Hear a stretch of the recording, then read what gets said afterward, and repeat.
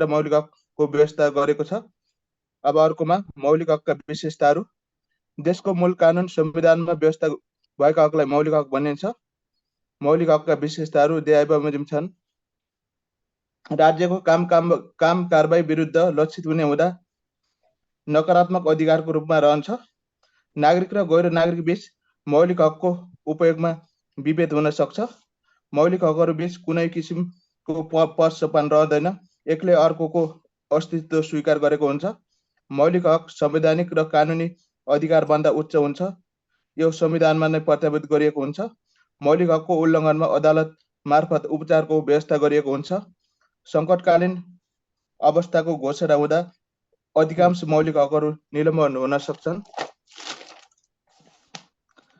सार्वजनिक नीति विरुद्ध हुन्छ वा अरूको अधिकारमा हनन हुन्छ भने मौलिक हक प्रत्याग गर्न पाइँदैन, लगायत अन्य।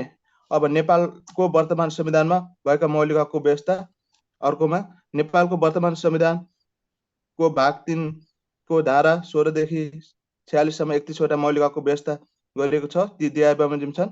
सम्मानपूर्वक बाँच्न पाउने हक, स्वतन्त्रताको हक, समानताको हक, सञ्चारको हक, न्याय सम्बन्धी हक, अपराध पीडितको हक, यातना विरुद्धको हक, निवारक नजर विरुद्धको हक, छुवाछुत तथा भेदभाव विरुद्धको हक, सम्पत्तिको हक, धार्मिक स्वतन्त्रताको हक, सूचनाको हक, सूचनाको हक, गोपनीयताको हक, शोषण विरुद्धको हक, स्वच्छ वातावरणको हक, शिक्षा सम्बन्धी हक, भाषा तथा संस्कृतिको हक, रोजगारीको हक, स्वास्थ्य सम्बन्धी हक, खाद्य सम्बन्धी हक, आवासको हक, महिलाको हक, बालबालिकाको हक, दलितको हक, ज्येष्ठ नागरिकको हक, सामाजिक न्यायको हक, सामाजिक सुरक्षाको हक, लगायत अन्य। अब निष्कर्षमा व्यक्ति वा नागरिकलाई फरक रूपमा प्राप्त हुन सक्ने मौलिक हकको व्यवस्थाले सरकारलाई जनताप्रति उत्तरदायी र प्रतिबद्ध हुन सघाएको छ। यही हो सर।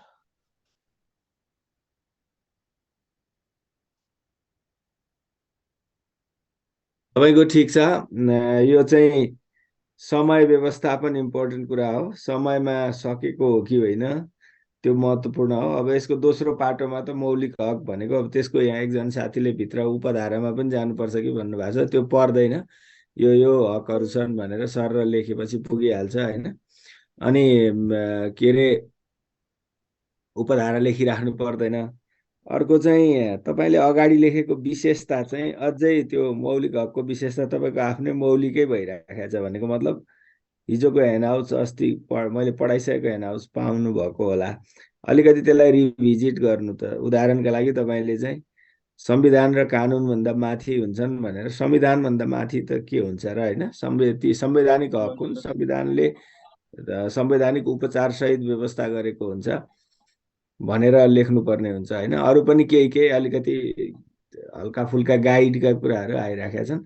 मैले पठाएको ह्यान्डआउट्सलाई अलिक राम्रोसँग हेर्नु होला। अरू ठिक छ, टाइमभित्र लेख्नु होला, जति लेख्ने हो टाइम म्यानेज गर्ने कुरामा चाहिँ ध्यान दिनु होला है त। अब अर्को ल सुनिहालौँ त। नमस्ते, गुड मर्निङ। मैले अलिकति यो स्वरूप र क्यारेक्टरिस्टिक सेम हो अर्गनाइजेसनको भन्नुभएको छ। स्वरूप फरक हो, क्यारेक्टरिस्टिक्स फरक हो है। स्वरूप भनेको चाहिँ अर्गनाइजेसनको स्वरूप भनेको कस्तो स्वरूपको हुन्छ भनेको चाहिँ यो पिरामिड आकार होइन, अनि त्यसपछि च्याप्टो, त्यसपछि गएर मेट्रिक्स भनेर डम्बेल भनेर जुन पढाएको छ नि त्यो चाहिँ स्वरूप हो सङ्गठनको। अब विशेषता त फरक भइहाल्यो है। स्वरूप र विशेषता एउटै होइन, क्यारेक्टरिस्टिक्स एउटै होइन। ल भन्नुहोस् कमलाजी।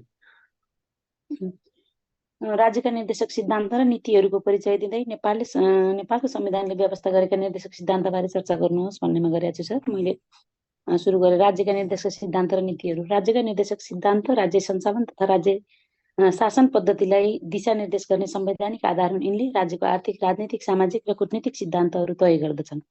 राज्यका नीतिहरू राज्यले जनहितको संरक्षण, शासन, सञ्चालन, विकास निर्माण, परराष्ट्र सम्बन्ध, विकास लगायतका कार्य गर्दा के कस्ता नीतिगत आधारलाई आत्मसात गर्ने भन्ने सम्बन्धमा संविधानले परिभाषित गरेका मूलभूत नीति हुन्। यिनीहरू बाध्यकारी नभए पनि स्रोत, साधन र क्षमताले भ्याएसम्म सरकारले कानुन बनाई कार्यान्वयन गर्दै जानुपर्दछ। सरकारले सबै खाले नीति तथा योजना बनाउँदा राज्यका निर्देशक सिद्धान्त र नीतिलाई आधार लिनुपर्दछ। यिनको कार्यान्वयनको अनुगमन गर्ने, प्रतिवेदन दिने र त्यसमाथि संसदमा छलफल गर्ने गरिन्छ। यद्यपि यिनको कार्यान्वयनको विषयमा अदालतमा प्रश्न उठाउन भन्ने पाइँदैन। नेपालमा सरकारले राज्यका निर्देशक सिद्धान्त र नीतिहरूको कार्यान्वयनको अवस्थाको वार्षिक प्रतिवेदन संसदमा पेश गर्नुपर्ने व्यवस्था छ। कार्यान्वयनको अवस्थाको अनुगमन गर्न संघीय संसदमा एक समिति रहने पनि व्यवस्था रहेको छ। अनि अर्कोमा छ नेपालको संविधानले व्यवस्था गरेका निर्देशक सिद्धान्तहरू। नेपालको संविधानको धारा 50ले देखाएका 4वटा राज्यका निर्देशक सिद्धान्तहरूको व्यवस्था गरेको छ। एकमा छ राज्यको राजनीतिक उद्देश्य। नेपालको स्वतन्त्र सार्वभौम सत्ता, भौगोलिक अखण्डता र स्वाधीनतालाई सर्वोपरि राख्दै नागरिक स्वतन्त्रता, समानता तथा न्याय र समावेशीकरण सहितको विकेन्द्रीकरणमा आधारित लोक कल्याणकारी राज्य व्यवस्थाको स्थापना गरी लोकतान्त्रिक अधिकारको उपभोग गर्न पाउने व्यवस्था सुनिश्चित गर्न संघीय लोकतान्त्रिक व्यवस्थाको सुदृढ गर्नुपर्ने राजनीतिक उद्देश्य रहेको छ। राज्यको सामाजिक र सांस्कृतिक उद्देश्यमा सबै प्रकारका सामाजिक र सांस्कृतिक विभेद, शोषण र अन्यायको अन्त्य गरी अनुशासन, मर्यादा, ऐक्यबद्धता, सामाजिक सद्भाव र सहिष्णुतामा आधारित सभ्य र समतामूलक समाजको निर्माण गरी राष्ट्रिय एकता सुदृढ गर्ने राज्यको सामाजिक र सांस्कृतिक उद्देश्य रहेको छ। त्यसै गरी आर्थिक उद्देश्यमा सार्वजनिक, निजी तथा सहकारी क्षेत्रको सहभागिता र विकास मार्फत तीव्र एवं दिगो आर्थिक विकास हासिल गरी प्राप्त उपलब्धिहरूको न्यायोचित वितरण गर्दै आत्मनिर्भर, स्वतन्त्र, उन्नतशील र समाजवाद उन्मुख समृद्ध अर्थतन्त्रको विकास गर्ने आर्थिक उद्देश्य रहेको छ भने अन्तर्राष्ट्रिय सम्बन्धमा नेपालको राष्ट्रिय सम्बन्ध, राष्ट्रिय स्वतन्त्रता, सार्वभौम सत्ता, भौगोलिक अखण्डता, स्वाधीनता र राष्ट्रिय हितको रक्षा, सार्वभौमिक समानता र विश्व समुदायमा राष्ट्रिय सम्मानको अभिवृद्धि गर्नेतर्फ दिशानिर्देश हुने अन्तर्राष्ट्रिय सम्बन्ध रहेको छ भने सारमा भन्दा राज्यका निर्देशक सिद्धान्त र नीति दुवै सरकारका लागि मार्गदर्शक हुन्। सरकारले यसको प्रभावकारितालाई बढाउन यिनको कार्यान्वयनमा बढीभन्दा बढी ध्यान दिँदै यसको के कतिको र कस्तो कार्य प्रगति भएको छ र अझै कसरी महत्तम उपयोग गर्न सकिन्छ भन्ने विषयमा ध्यान दिने जरुरी देखिन्छ भनेर निष्कर्ष लेखेको छु। अनि यो हिजोको संविधानवादको एकजना म्यामले नै सुनाउनु भएको थियो सर, यो दोस्रो च्याप्टरमा संविधानवादका आधारभूत चरित्र उल्लेख गर्नुहोस्। नेपालको संविधानवादले यस्ता चरित्रमा के कति मात्रामा चरितार्थ गरेको छ विश्लेषण गर्नुहोस् भनेको छ नि। यो विश्लेषणको लागि अलिकति कमजोरी र सुधारका लागि सुझाव पनि टाइम म्यानेज भएसम्म अलिकति दिँदा राम्रो होला कि के होला? विकनेससम्म लेखे हुन्छ, विश्लेषण सारांशमा लेखे पनि हुन्छ होला हैन सर? हुन्छ है त, सबल दुर्बल पक्ष विश्लेषणमा सुझाव चाहिँ दिनु पर्दैन। ओके, एनिवे ल, राम्रो छ तपाईको यो समय कसरी लेख्नु भयो। म चाहिँ अलि पुगिराखेको छैन सर, अब लेख्दै जाँदा पुग्ला अलि समय चाहिँ विचार गर्नु अरु एकदम एक्सिलेन्ट छ है त। ल आज अब यति गरौँ अनि अगाडि बढौँ ल। अब यो तपाईहरुको बिहान यति सुन्ने भनेको चाहिँ आउन बाँकी उठ्न बाँकी साथीहरुलाई वेट गर्ने पनि भयो। अनि अरु साथीहरुले जल्दी पाउनु भएको छैन, क्रमशः पाउनु होला। अनि अरूलाई हेरेर आफूलाई दाज्ने, तुलना गर्ने र इम्प्रुभ गर्ने कुराका लागि इम्पोर्टेन्ट छ यसरी सुनेर अलिकति कमेन्ट गर्ने कुरा चाहिँ। अब आज चाहिँ हामी हिजोको बाँकी यो मानव अधिकार, नागरिक चेतना, कानुनका स्रोत हैन, अनि यो विभिन्न साना साना टपिकहरु छन्। यिनीहरुमा तपाईलाई चाहिने कुरा अलिकति व्याख्या गर्छु। तपाईले पढिसकेको कुरा र यो ह्यान्डआउट सर हेरेपछि राम्ररी रिकल हुने र भ्यालुएट हुने कुरामा धेरै समय खेर फाल्दिन। अनि महत्त्वपूर्ण कुरा चाहिँ प्रश्नहरु यहाँ दिएको छु। सुरु गरौँ है त। अब के खुलिरहेछ यो चाहिँ खुलेछ, एकछिन भन्नुस् है, पिडिएफ खुलेछ त्यही भएर नि केही छैन। ओके, अब यसका चाहिँ सम्भावित मानव अधिकारका मात्रै प्रश्न हेर्नुभयो भने चाहिँ मानव अधिकारका विशेषताहरू उल्लेख गर्दै अहिले मानव अधिकारको अलिक बढी प्रश्न आइराखेको छ है सहसचिव उपसचिवको क्लासमा, के अरे जाँचमा भन्दाखेरि। अब मोडरेसन गर्ने मान्छे एउटै परे भने कहिलेकाहीँ के हुन्छ भने जसलाई बोलाइरहेको हुन्छ उही मान्छे चाहिँ सहज उपलब्ध भएर आउने पनि हुनसक्छ। त्यसैले मानव अधिकारको विषय अलिकति हेरेर जाँदा राम्रै हुन्छ। यो मानव अधिकारका विशेषता उल्लेख गर्दै मानव अधिकारको विकाससँगको सम्बन्धमाथि प्रकाश पार्नुहोस् भनेर। मानव अधिकार त यहाँ पढ्नुहुन्छ, अब विकास सम्बन्धी सम्बन्ध भन्ने खासै हुँदैन, त्यसरी राखेको पनि छैन सिलेबसमा, तर जाँचमा आइदिन्छ। तर हामीले छुट्टै विकासको च्याप्टर पढेका हुन्छौँ अनि त्यहाँ अधिकारमुखी विकासको अप्रोच भनेर पढाइ हुन्छौँ। त्यही हो मानव अधिकार। यो विषयमा मैले तल लेखिदिएको छु विकाससँग के सम्बन्ध हुन्छ भनेर। अनि नेपालमा मानवाधिकारको रक्षाका लागि गरिएका व्यवस्थाहरू चर्चा गर्नुहोस्। हामीले चाहिँ के व्यवस्था गरेका छौँ, संविधान, ऐन कानुन, संस्था, होइन, के व्यवस्था गरेका छौँ त्यो चर्चा गर्नुहोस् भनेको यहाँ सर र गरेका व्यवस्थाको सूची मात्रै बनाउने हो। अनि मानवाधिकार संरक्षणमा के कस्ता समस्या छन् हामी कहाँ टिप्पणी गर्नुहोस् भनेपछि चाहिँ समस्या के छन् पहिचान गर्नु पर्यो। अलिकति यसो गर्नुपर्छ भनेर वे फरवर्ड चाहिँ थोरै धेरै दिने होइन, यो नमागेको कुरामा लेखेर अनि कन्क्लुड गर्ने हो। मानवाधिकार संरक्षणमा राष्ट्रिय मानवाधिकार आयोगको भूमिका विश्लेषण गर्दै यसमा गर्नुपर्ने सुधारहरू सिफारिस गर्नुहोस्। अब यसमा चाहिँ नेसनल ह्युमन राइट्स कमिसनले के भूमिका खेल्छ, संविधान त उसले गर्नुपर्ने काम यहाँ तल मैले लेखिदिएकै हुन्छु छोटोमा। अनि त्यसपछि त्यसमा के कमजोरी छन् त, त्यो भूमिकामा के कमजोरी छन् भन्ने पनि लेख्नु पर्यो। अनि त्यसमा चाहिँ के सुधार गर्नुपर्छ भनेर त्यो कमजोरी पहिचान गरेपछि कमजोरीलाई सुधार गर्ने उपायहरू लेख्ने हो। यसमा 3टा खण्ड नै भयो। अनि विभिन्न पुस्ताका मानवाधिकारको चर्चा गर्दै मानवाधिकार सम्बन्धी प्रमुख अन्तर्राष्ट्रिय दस्तावेजहरूको सूची तयार पार्नुहोस् भनेको छ। कहिलेकाहीँ सोध्ने भएर यो राखिदिएको तपाईँले ख्याल गर्नुपर्छ भनेर। अनि यसमा चाहिँ पहिलो, दोस्रो, तेस्रो जेनेरेसन, चौथो जेनेरेसन भन्नेसम्म छन् मानवाधिकारका, त्यो अहिले पछि आइहाल्छ, त्यो सर लेख्ने। अनि मानवाधिकार सम्बन्धी थुप्रै अन्तर्राष्ट्रिय दस्तावेजहरू छन्, तिनीहरूमध्ये प्रमुख देखाएका दस्तावेजहरू छन् भनेर 8-10 वटा मूलभूत दस्तावेजहरू ह्युमन राइट डिक्लरेसनदेखि लगायतका लेख्ने हो। यसमा मानवाधिकार र मौलिक हक बीचको भिन्नता केलाउँदै मानवाधिकारको रक्षाका लागि सरकार, नागरिक समाज र व्यक्तिले खेल्नुपर्ने भूमिका हो। यसमा चाहिँ सरकारले के गर्नुपर्छ, नागरिक समाजले के गर्नुपर्छ, व्यक्तिले के गर्नुपर्छ। अब यो ठ्याक्क तल स्लाइडमा आएन भने तपाईँलाई मैले सरकारले भनेको चाहिँ के हो त भन्दाखेरि यो मौलिक हकको परिपालना गर्ने कुरा, कम्प्लायन्स गर्ने कुरा, उल्लङ्घन नगर्ने कुरा, यो पहिलोमा आयो। दोस्रोमा चाहिँ यो मानवाधिकार सम्बन्धी राष्ट्रिय संस्थालाई स्वायत्त र स्वतन्त्र बनाउने कुरा, राष्ट्रिय मानवाधिकार आयोगलाई। तेस्रो भनेको चाहिँ आफू मातहतका निकाय पदाधिकारीहरूलाई, कर्मचारीहरूलाई चाहिँ मानवाधिकार संरक्षण विषयको तालिम प्रशिक्षण दिने कुरा र मानवाधिकार संरक्षणका लागि प्रशासनिक सुरक्षा निकायहरूमा विशेष भनौँ न विशिष्टीकृत एकाइ, मानवाधिकार सेल, होइन, मानवाधिकार एकाइ, यस्तो खालको स्थापना गर्ने कुरा। अनि आफ्ना काम कारबाहीहरू गर्दाखेरि मानवाधिकार संवेदनशील ढङ्गले, है, मानवाधिकारको उल्लङ्घन नगर्ने ढङ्गले, मानवाधिकार संवेदनशील ढङ्गले सम्पादन गर्ने कुरा र अन्तर्राष्ट्रिय स्तरमा मानवाधिकार सम्बन्धी भएका सन्धि सम्झौता प्रतिबद्धताहरूलाई राष्ट्रिय कानुनमा समाहित गरेर परिपालना गर्ने र त्यसको प्रतिवेदन गर्ने कुरा, है, मानवाधिकार सम्बन्धी सन्धि सम्झौताको पालना र त्यसको प्रगतिको प्रतिवेदन गर्ने कुरा। यो चाहिँ कसले गर्नुपर्छ, सरकारले गर्नुपर्छ।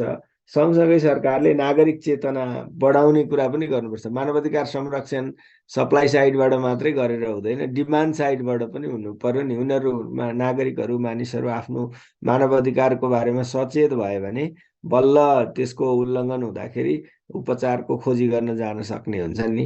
त्यसैले जनचेतना जगाउने कुरा पनि गर्नुपर्छ। अब नागरिक समाजको त त्यही नै हो, जहाँ पनि मानवाधिकारको विषयमा आवाज उठाउने, होइन, आर्टिकुलेट गर्ने, त्यसपछि मानिसहरूलाई चाहिँ सचेत, सङ्गठित र परिचालित गर्ने, मानवाधिकारको संरक्षणका सम्बन्धमा सचेतना जगाउने, उनीहरूलाई सङ्गठित गर्ने र मानवाधिकार रक्षाका लागि परिचालित गर्ने कुरा।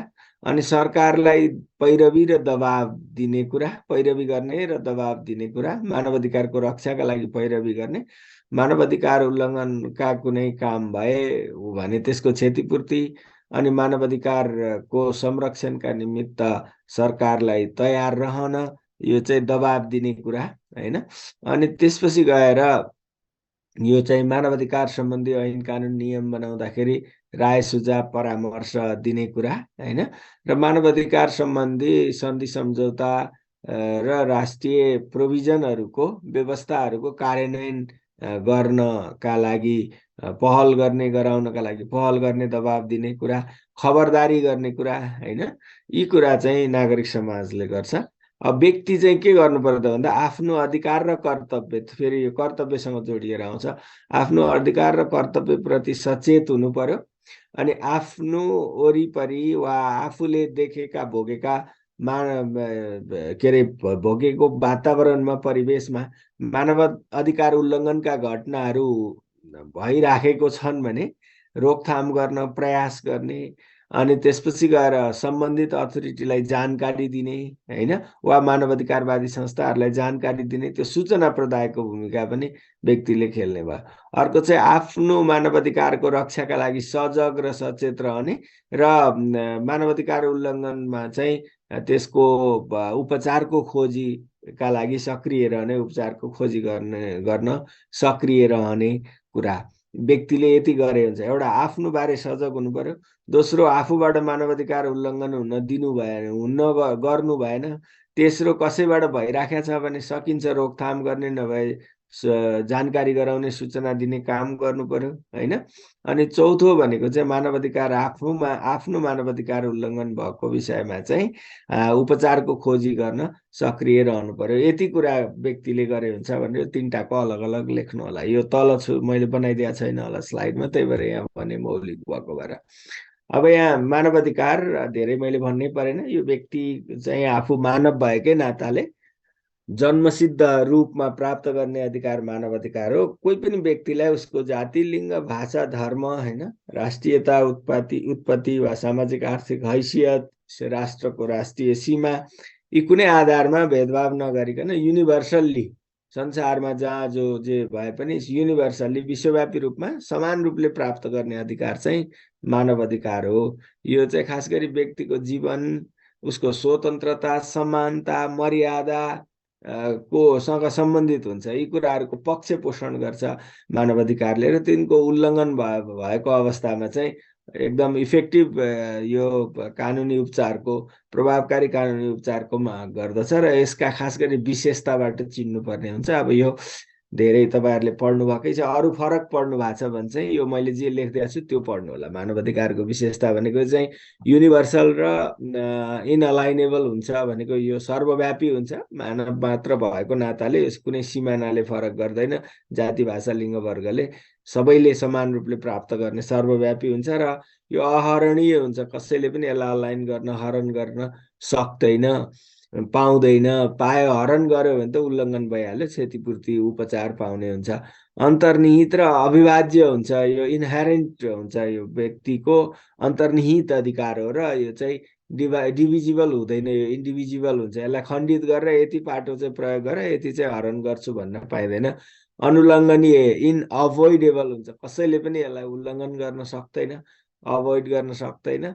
सक्यो अभोइड गर्नु नै त्यसको मानवाधिकारको हनन भयो, त्यसको उपचार प्राप्त व्यक्तिले गर्छ। समानता र अविभेद हुन्छ, यी अधिकारहरू प्राप्तिमा सबैले समान अवसर प्राप्त गर्छन्। कसैलाई विभेद गरेर कसैले बढी कसैले कम प्राप्त गर्ने किसिमका हुँदैनन् यिनीहरू। अन्तर्निर्भर र अन्तर सम्बन्धित हुन्छन् यिनीहरू। इन्टरडिपेन्डेन्स भनेको एउटा अर्कोमा अन्तर्निर्भर भइराखेको हुन्छ हैन, एउटा अर्कोमा अन्तर्निर्भर भइराखेको हुन्छ। अनि यिनीहरूका बीचमा अनुन्याश्रित अन्तर सम्बन्ध हुन्छ मानव अधिकारहरूका बीचमा। अनि त्यसपछि गएर यिनीहरूले के अपेक्षा गर्छन् त भन्दा उत्तरदायित्व, यो सरकारको उत्तरदायित्व हो। र त्यसपछि गएर विधिको शासन भयो भने मात्रै मानवाधिकार चाहिँ प्रभावकारी कार्यान्वयन हुन सक्छ। के विधिको शासन, कानुनका नजरमा सबै समान हुनु पर्यो, कानुन न्यायिक उपचारमाथि सबैको समान पहुँच पनि हुनु पर्यो र यो कानुनको उल्लङ्घन गर्ने स्पेस हुनु भएन, अनि स्वविवेकीय अधिकारको प्रयोग गर्ने स्थिति हुनु भएन, अनि मात्रै यो चाहिँ के भन्छ मानवाधिकार सम्भव हुन्छ। त्यसैले यो उत्तरदायित्व र विधिको शासन अर्को विशेषता हो। र डिग्निटी अफ ह्युमन बिइङ, यसको चाहिँ मेन जोड चाहिँ केमा हुन्छ त भन्दा मानव मात्रको आत्मसम्मानमा हुन्छ। के यसले अरू कुराको जस्तो एनिमल राइट्स छुट्टै होला हैन, छुट्टै हुन्छ। मानवाधिकार भनेको चाहिँ मानिस मात्रको आत्मसम्मान बढाउनका लागि हो र लिगल्ली प्रोटेक्टेड हुन्छ। यो कानुनले नै यसलाई संरक्षित गरे हुन्छ। यो एउटा देश एउटा परिवेशमा मात्रै हैन, अन्तर्राष्ट्रिय रूपमै सुनिश्चित गरिएको हुन्छ, इन्टरनेसनल्ली ग्यारेन्टेड हुन्छ। अब यसका विभिन्न प्रकारहरू हुन्छन्, जस्तो बाँच्न पाउने अधिकार, राइट टु लाइफ, अनि स्वतन्त्रता र सुरक्षाको अधिकार, right to liberty and security. त्यसपछि यो नागरिक तथा राजनीतिक अधिकारभित्र यसरी जति पनि पोलिटिकल र व्यक्तिको स्वतन्त्रता आत्मसम्मानसँग सम्बद्ध अधिकारहरू चाहिँ नागरिक र राजनीतिक अधिकार हुन्छन्। यिनीहरू चाहिँ पहिलो प्राथमिकताका मानव अधिकारहरू हुन्। पहिलो पुस्ताका पनि अहिले आउँछ त्यही। यी सबै कुराहरू यहाँ लेखिएको, equity before the law, independence of judiciary, the right to privacy, होइन, freedom of thought, conscience and religion, अनि freedom of expression, freedom of association, है, त्यस्तै गरिकन पब्लिक कन्डक्टहरूमा भाग लिन पाउने अधिकारको कुरा, भोट हाल्ने र इलेक्टेड हुने, अनि पोलिटिकल स्ट्याटस चाहिँ आफ्नो खुसीले छनौट गर्ने, यी चाहिँ राजनीतिक र नागरिक हकहरू भए, अधिकारहरू भए। यिनीहरूलाई यसरी भनिन्छ। अब यो दुइटै लेख्नु पर्दैन, अङ्ग्रेजी र नेपाली। इङ्ग्लिसमा लेख्नेले अङ्ग्रेजी लेख्नु होला, नेपालीमा लेख्नेले नेपाली मात्रै लेखे हुन्छ। यो दुइटैलाई काम लागोस्, किनभने यो फ्याक्ट कुरा जस्तै कुरा भएको भएर अङ्ग्रेजीमा उल्था गर्दा अप्ठ्यारो नहोस् भनेर राखिदिएको। अब यो मानव अधिकारका प्रकारमै अर्को पहिलो अघि भनेको नागरिक र राजनीतिक पछि अर्को चाहिँ आर्थिक, सामाजिक र सांस्कृतिक गरेर वर्गीकरण गर्न सकिन्छ। अब यो चाहिँ दुईटा कन्भेन्सनले नै सुनिश्चित गरेका कुराहरू यहाँ राखे हो। मानव अधिकार सम्बन्धी चाहिँ राजनीतिक, आर्थिक, के अरे राजनीतिक तथा नागरिक तथा राजनीतिक अधिकार सम्बन्धी कन्भेन्सन एउटा छ, र अर्को चाहिँ आर्थिक, सामाजिक तथा सांस्कृतिक अधिकार सम्बन्धी कन्भेन्सन अर्को छ। यी दुईटाले यसरी छुट्याएको कुराहरू नै यहाँ राख्दै हो। अब यसमा आर्थिक, सामाजिक, सांस्कृतिकमा चाहिँ ट्रेड युनियनको अधिकारदेखि लिएर यो शारीरिक मानसिक स्वास्थ्यको अधिकारदेखि लिएर यो उन्नत जीवन स्तरको अधिकार, संस्कृतिको अधिकार, होइन, अनि सामाजिक सांस्कृतिक रूपले विकास हुन पाउने अधिकार, यिनीहरू चाहिँ आर्थिक, सामाजिक र सांस्कृतिक अधिकारभित्र पर्छन्। यसरी दुईटा ब्रोडर क्याटेगोरीमा हामीले बाँड्न सक्छौँ। र अब प्रकारको कुरा गर्दा चाहिँ यसको उत्पत्तिका आधारमा प्रथम पुस्ता, दोस्रो पुस्ता, तेस्रो पुस्ता, चौथो पुस्ताको अधिकार भनेर पनि वर्गीकरण गरिन्छ के पुस्ताका यो कहिले उत्पत्ति भयो, कुन पछि कुन आयो भन्ने मानेमा।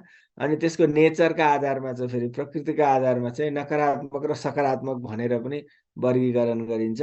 र उपभोगकर्ताका आधारमा जो मानव अधिकार उपभोग गर्ने नागरिकहरू हुन्छन् उनीहरूका आधारमा हेर्दा चाहिँ वैयक्तिक अधिकार र सामूहिक अधिकार, एउटा व्यक्तिले मात्रै उपभोग गर्न पाउने र सम्पूर्ण समूहले, समुदायले, वर्गले उपभोग गर्न पाउने सामूहिक, यसरी वर्गीकरण गर्न सकिन्छ। अब यो माथिको पहिलो, दोस्रो, तेस्रो पुस्ता भन्ने कहिलेकाहीँ आउँछ। यहाँ मैले लेखिदिएको छु पहिलो पुस्ताका अधिकार चाहिँ अघि हामीले पढेको नागरिक र राजनीतिक अधिकारहरू पर्छन्। यो चाहिँ राज्यले जसरी पनि कम्प्लायन्स गर्नै पर्ने हुन्छ।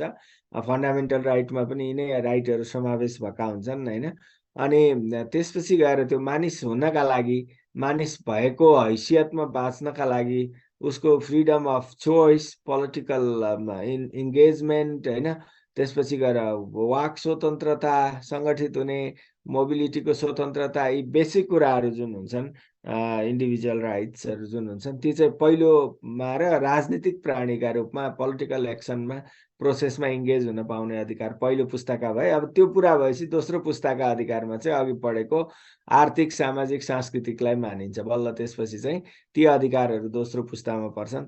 तेस्रो पुस्ताका अधिकार भनेको चाहिँ यो सामूहिक वा एकताका अधिकारहरू पर्छन्। जस्तो यो पहिलो र दोस्रो त उता हामीले डिटेलमै पढ्यौँ। यसको इक्जाम्पल चाहिँ यस्ता अधिकारहरूमा चाहिँ जस्तो मानिसको आत्मनिर्णयको अधिकार, होइन, यो सामूहिक भयो, एउटा व्यक्तिको मात्रै भएन नि त। सेल्फ डिटर्मिनेसनको राइट्स भयो, शान्तिपूर्ण बाँच्न पाउने अधिकार, शान्तिको अधिकार, यो तेस्रो पुस्तामा समूहको अधिकार, सामूहिक रूपमा उपभोग गर्ने अधिकारहरू भए। विकासको अधिकार, होइन, मानवीय सहायताको अधिकार, कुनै कठिनाइमा परेको बेलामा, अनि वातावरणीय अधिकार, होइन, यो वातावरण संरक्षण सम्बद्ध अधिकारहरू। यौनिक अधिकार भनेको यौनिक पहिचान सहितको आफ्नो अधिकार, पुरुष, महिला, त्यसपछि तेस्रो लिङ्गी वा यौनिक अल्पसङ्ख्यक सबैको अधिकार हुनुपर्छ भन्ने कुरा। जातीय, धार्मिक, भाषिक, अब यहाँ धार्मिक, भाषिक केही सांस्कृतिकमा पनि परे, लगायतका अल्पसङ्ख्यकहरूको यो इक्जाम्पलमा ल्याएको माइनोरिटिजको राइट्सहरू, यिनीहरू चाहिँ तेस्रो पुस्ताका एउटा निश्चित समूह, समुदायको अधिकारहरू जुन हुन्छन्, सबैले कमन रूपले प्रयोग गर्ने र कलेक्टिभली माग गर्ने, त्यसलाई हामी तेस्रो पुस्ताका अधिकार भन्छौँ। चौथो पुस्ताका अधिकारका रूपमा चाहिँ जेनेटिक इन्जिनियरिङ सम्बन्धी अधिकारहरू पर्छन् भनेको यो अहिले पछिल्लो समयमा चाहिँ मानव जातिको वंशाणुको अथवा मानिसको चाहिँ के भन्छ यो क्लोनिङको यी जुन कुराहरू विकास भएका छन् साइन्स एन्ड टेक्नोलोजीलाई प्रयोग गरेर त्यो सँग सम्बद्ध अधिकारहरू चाहिँ चौथो पुस्तामा पर्छन्, यानि कि जेनेटिक इन्जिनियरिङसँग सम्बन्धित अधिकारहरू चाहिँ चौथो पुस्तामा पर्छन्। अब यी कतिपय अधिकारहरू चाहिँ युनिभर्सल्ली र ग्लोबल्ली एग्रिड र प्रयोगमा आइसकेका छन् र जेनेटिक इन्जिनियरिङका नयाँ नयाँ प्र्याक्टिसेसहरूका कुराहरू चाहिँ अब अधिकारका रूपमा समावेश हुन र प्रयोग हुन पनि बाँकी रहेका पनि छन्। यस्ता यो पुस्ताका जुन चौथो पुस्ताका अधिकारहरू चाहिँ कुन हदसम्म मान्यता दिनुपर्छ र कुन हदसम्म दिनु हुँदैन भन्ने कुरा चाहिँ अझै पनि यो सैद्धान्तिक बहस जारी छ हैन। तपाईले चाहे यो भनौँ न क्लोनिङ गर्न पाइने कि नपाइने भन्ने, अब अहिले टेस्ट ट्युब बेबीहरू यो त अधिकारकै रूपमा स्थापित भइसकेको कुरा छ हैन। यी यस्ता कुराहरू चौथो पुस्तामा पर्छन् र यो चौथो पुस्ता चाहिँ इभल्भिङ फेजमा भएको भएर कतिपय कुरा चाहिँ अधिकारका रूपमा स्वीकार्ने वा नस्वीकार्ने भन्नेमा एक्सपेरिमेन्टल फेजमा पनि छन्। ह्युमन जेनोमको अध्ययन, जेनेटिक मेनिपुलेसन, यो भिट्रो फर्टिलाइजेसन, ह्युमन इम्ब्रोइज, यो सबै तपाईँले अर्थ बुझ्नुपर्छ भन्ने छैन। यिनीहरूमध्ये केहीलाई तपाईँले उदाहरणका रूपमा लिन सक्नुहुन्छ। यसको आदिमाथिको अनुसन्धान चाहिँ यस्ता जटिल कानुनी, नैतिक र धार्मिक प्रश्न खडा गर्ने विषयहरू हुन्। अघि मैले भने एक्सपेरिमेन्टेसन भइराखेका विषयहरू भए। अब यसले कानुनमा के असर गर्छ, नैतिक पक्षमा कस्तो असर गर्छ, धार्मिक पक्षमा कस्तो असर गर्छ भन्ने विषय भएको कारणले गर्दाखेरि यस्ता विषयहरूमा अहिले एक्सपेरिमेन्टेसन त भइराखेको छ। तर यसले व्यक्तिको जीवनलाई सहज, मानव जातिको निरन्तरता र अस्तित्वलाई सहज त बनाउला, तर त्यसले यी पाटोहरू मानवीयताका, मानव मात्र भएपछि जोडिएर आउने यी कानुनी, नैतिक, धार्मिक प्रश्नहरू जुन छन्, सामाजिक प्रश्नहरू, तिनलाई कस्तो असर पार्छ भन्ने विषय चाहिँ गम्भीर छ र त्यस विषयमा पक्ष र विपक्ष दुईटैमा बलिया तर्कहरू रहेको पाइन्छ। त्यसैले यो जेनेटिक्स राइट जुन छ, ह्युमन जिनोमसँग सम्बद्ध चौथो पुस्ताको राइट्स चाहिँ धेरै केही कुराहरू अधिकारका रूपमा स्थापित र स्वीकार्य भइसकेका छन् भने धेरै कुराहरू अनुसन्धान र बहसकै उसमा छन्। चौथो पुस्ताका अधिकारहरू खास गरी कुनै व्यक्ति वा समूहसँग मात्र सरोकार राख्ने नभएर यो चाहिँ समग्र मानवतासँगै सरोकार राख्ने विषयहरू हुन्। अनि त्यसैले यिनीहरू भावी पुस्ताका अधिकार हुने भनेर पनि भनिन्छ, इभल्भिङ भइराखेको भएर, समग्र मानव जातिको भएर। अब नकारात्मक अधिकार पनि भनेको थिएँ, सकारात्मक र नकारात्मक। नकारात्मक अधिकार भनेका त्यस्ता मानव अधिकार हुन् जसले चाहिँ व्यक्तिलाई निश्चित विषयबाट स्वतन्त्रता प्रदान गर्छन्। ओके, निश्चित अवस्था वा विषयबाट चाहिँ उसलाई स्वतन्त्रता प्रदान गर्छन् र अर्को पक्षलाई चाहिँ नकारात्मक दायित्व सिर्जना गर्छन् कि जस्तो फन्डामेन्टल राइट भनेपछि त त्यो त नकारात्मक अधिकार भनिन्छ। त्यो पुरा गर्न त सरकारलाई दायित्व सिर्जना गरिदियो नि। आवासको हक हुनेछ भनेपछि कसले पैसा बेहोर्छ, कसले दायित्व, सरकारलाई चाहिँ दायित्व सिर्जना भयो हैन। अब व्यक्तिले चाहिँ त्यो अवस्थाबाट उन्मुक्ति पाए, घरविहीनबाट रोजगारीको हक भनेको छ। व्यक्तिले बेरोजगार भएर न्यूनतम जीवन चलाउनलाई आम्दानी नभएको स्थिति, गरिबीबाट मुक्ति पाउला, तर राज्यलाई वा सरकार जसले दिने हो उसलाई दायित्व सिर्जना हो। त्यसैले यसलाई चाहिँ नकारात्मक अधिकार भने हो। अब उक्त पक्षले त्यस्ता अधिकारबाट व्यक्तिलाई वञ्चित गर्न वा हस्तक्षेप गर्न नसक्ने व्यवस्था चाहिँ मिलाइएको हुन्छ यी नकारात्मक अवस्थामा। जस्तो मौलिक हककै कुरा मैले भने नकारात्मक अधिकार हुन् र तिनीहरूबाट वञ्चित गर्न सक्दैन। गर्यो भने कानुनी उपचार, के अरे संवैधानिक उपचारको व्यवस्था गरेको छ र यसमा खास गरी नागरिक र राजनीतिक अधिकारहरू चाहिँ यी बेसिक नकारात्मक अधिकारको चरित्रमा पर्छन्। र त्यसै गरी सकारात्मक अधिकारमा चाहिँ त्यस्ता अधिकार पर्छन् जसले अर्को पक्षलाई सकारात्मक जिम्मेवारी सिर्जना गर्छ। यो अनिवार्य नकारात्मक दायित्व होइन, सकारात्मक जिम्मेवारी, निशुल्क शिक्षा होइन, स्वास्थ्य, रोजगारी, न्यूनतम ज्यालाका अधिकारलाई चाहिँ हामी सकारात्मक अधिकारका रूपमा राख्न सक्छौँ। अब हेर्दा नेगेटिभ नभए पनि अब अघिको पोलिटिकल र सिभिक राइटमा चाहिँ के हुने भयो त भन्दाखेरि स्वतन्त्रताको हक भनिसकेपछि मान्छेलाई आन्दोलन गर्न पाउने भए, त्यसले गर्दा सरकारलाई थ्रेट सिर्जना भयो होइन। तर यिनीहरूले चाहिँ त्यस्तो थ्रेट चाहिँ सिर्जना गर्दैनन्, सकारात्मक दायित्व चाहिँ यिनीहरूले पनि सिर्जना गर्छन् होइन। योजना, नीति, कार्यक्रम बनाउने र कार्यान्वयन गर्नुपर्ने। यसरी हामीले सकारात्मक र नकारात्मक छुट्याउन सक्छौँ। अब दस्तावेज भनेको थिएँ, विश्वव्यापी दस्तावेजमा त खास गरी संयुक्त राष्ट्र सङ्घको बडापत्र नै एउटा प्रमुख भयो। यसले चाहिँ संयुक्त राष्ट्र सङ्घमा आबद्ध मुलुकहरूले आधारभूत मानवाधिकार, व्यक्तिको आत्मसम्मान र मूल्य, महिला पुरुषको समान अधिकार, होइन, न्याय, समानता, स्वतन्त्रता, शान्तिपूर्ण जीवनको सुनिश्चितता गर्न चाहिँ सबै सदस्य मुलुकहरू प्रतिबद्ध हुनुपर्छ भनेर भनेको छ, त्यो गराएको छ। अब UN चार्टर बाहेक त्यसलाई ठ्याक्कै मानवाधिकारकै दस्तावेज भनेर उल्लेख गरिन्न, तर त्यो हो एउटा मूल दस्तावेज। त्यो बाहेक चाहिँ अब यो मानवाधिकार सम्बन्धी विश्वव्यापी घोषणापत्र, सबै किसिमका जातीय भेदभाव उन्मूलन गर्ने अन्तर्राष्ट्रिय महासन्धि, नागरिक तथा आर्थिक अधिकार सम्बन्धी अन्तर्राष्ट्रिय अनुबन्ध, होइन, आर्थिक सामाजिक तथा नागरिक तथा राजनीतिक, है, यो यहाँ बिग्रेछ, फेरि तपाईँहरूलाई झुक्किनु होला, नागरिक तथा यो उसमा छ होला, यो मिलेन, सच्याउनु होला है। यो अहिले PDF मा मैले तपाईँहरूलाई पठाउन सजिलो होस् भनेर गरिहालेँ छु। यहाँ चाहिँ आर्थिक भयो, एकै मिनटलाई यसलाई नन PDF फाइलमा सेयर गर्छु ल। अधिकारहरू मुख्य चाहिँ यिनीहरू भए अरू पनि धेरै छन्, होइन। अब यसमा चाहिँ नेपालमा 39वटा महासन्धिको नेपाल चाहिँ पक्ष राष्ट्र भएको अवस्था छ र नेपाल पक्ष राष्ट्र भएका महासन्धिमा चाहिँ राष्ट्रिय मानवाधिकार आयोगले ती महासन्धिको कार्यान्वयनको अनुगमन गर्छ र कुनै कमजोरी पाइयो भने सरकारलाई सुधार गर्न सिफारिस पनि गर्छ, सुझाव दिन्छ। अनि संयुक्त राष्ट्र सङ्घीय समिति, मानवाधिकार समितिमा चाहिँ नेपालमा पठाउनु पर्ने प्रतिवेदन चाहिँ सरकारलाई सुझाव दिन्छ र सरकारले त्यो प्रतिवेदन पठाउँछ, जुन जुन महासन्धिहरू छन्। अनि नेपाल पक्ष भएका महासन्धिहरूको कार्यान्वयन गर्न चाहिँ सरकारले त्यस्ता सन्धिले व्यवस्था गरेका कुरा चाहिँ आफूले पालना गर्ने गरिकन, संरक्षण गर्ने गरिकन, सम्मान गर्ने गरिकन आफ्नो दायित्व निर्वाह गर्नुपर्ने हुन्छ र तिनीहरूको आन्तरिकीकरण गर्न हाम्रा कानुनमा त्यसको व्यवस्था गर्ने अनि प्रशासनिक र न्यायिक लगायतका संस्थागत र कानुनी संरचनाहरू पनि स्थापना गर्नुपर्ने हुन्छ। अनि महासन्धिको व्यवस्था बमोजिम सम्बन्धित समितिमा यो हामीले आवधिक रूपमा प्रतिवेदन पठाउनु पर्ने हुन्छ र त्यसरी समितिबाट भएका सिफारिस फेरि कार्यान्वयन गर्नुपर्ने हुन्छ।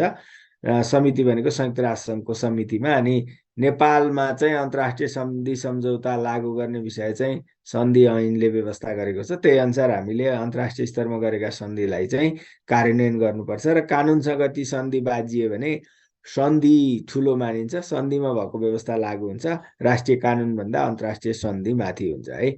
यस्ता खालका व्यवस्थाहरू छन् मानवाधिकारका सम्बन्धमा। र एउटा पेरिस सिद्धान्त भन्ने छ मानवाधिकार सम्बन्धी, यो 1991 फ्रान्सको पेरिसमा भएको हो। त्यहाँ चाहिँ संयुक्त राष्ट्र सङ्घले मानवाधिकार संरक्षण र सम्वर्धन सम्बन्धी विश्वव्यापी पहलका रूपमा एउटा अन्तर्राष्ट्रिय सम्मेलन आयोजना गरेर उसले सबै सदस्य राष्ट्रहरूलाई के भन्यो त भन्दा मानवाधिकारको संरक्षण गर्न, सम्वर्धन गर्न हरेक देशले एउटा राष्ट्रिय स्तरको स्वायत्त स्वतन्त्र संस्था स्थापना गर्नुपर्छ है भनेर प्रस्ताव राखेर पास गर्यो। त्यो प्रस्तावले चाहिँ त्यस्तो संस्था के हुनुपर्छ त भन्दा त्यसलाई बृहत कार्यदेश दिनुपर्छ, मानवाधिकारको अनुगमन गर्ने, अध्ययन गर्ने, अनुसन्धान गर्ने, सरकारलाई सिफारिस दिने, त्यसको कारबाहीको सिफारिस गर्ने लगायतको बृहत कार्यादेश दिनुपर्छ। अनि त्यो पूर्ण स्वायत्त हुनुपर्छ। हामीले संवैधानिक निकायका रूपमा स्वायत्त बनाएका छौँ। त्यसले स्वतन्त्र रूपमा काम गर्न पाउनुपर्छ। अनि त्यो बहुलवादमा आधारित समावेशी चरित्रको हुनुपर्छ र पर्याप्त स्रोत साधन सरकारले दिनुपर्छ। अनि अनुसन्धानको अधिकारलाई पनि पर्याप्त दिनुपर्छ है भनेर त्यस्तो संस्था, यी 5-6वटा क्यारेक्टरिस्टिक्स भएको संस्था चाहिँ स्थापना गर्नुपर्छ भनेर त्यसले पास गरेको थियो पेरिस कन्फरेन्सले। र ती शर्तलाई पालना गरेर अब सदस्य राष्ट्रहरूले चाहिँ राष्ट्रिय मानवाधिकार संस्था स्थापना गर्नुपर्ने भन्ने जुन सिद्धान्त हो त्यसैलाई हामी पेरिस सिद्धान्त भनेर भन्छौँ है। यी 5-6वटा मान्यता प्राप्त गरेर शर्त पुरा गरेर राष्ट्रिय स्तरमा स्वायत्त र सक्षम ढङ्गले काम गर्ने राष्ट्रिय संस्था स्थापना गर्नुपर्छ भन्ने सिद्धान्त त्यो 1991 को पेरिस कन्फरेन्सले जुन पारित गरेको थियो त्यसैलाई हामी पेरिस सिद्धान्त भन्छौँ। र हामीले पेरिस सिद्धान्तलाई पालना गर्दै राष्ट्रिय मानव अधिकार आयोगको स्थापना गरे। अब कहिलेकाहीँ यस्तो कुरा फ्याट्ट आउँछ तपाईँहरूलाई। अब हामी कहाँ के छ मानवाधिकार सम्बन्धी व्यवस्था भन्यो भने चाहिँ संविधानले प्रस्तावनामै मानवाधिकारलाई चाहिँ लोकतान्त्रिक मूल्य मान्यता हो यो, यसको हामीले अनुसरण गर्छौँ भनेर स्वीकार गरेको छ।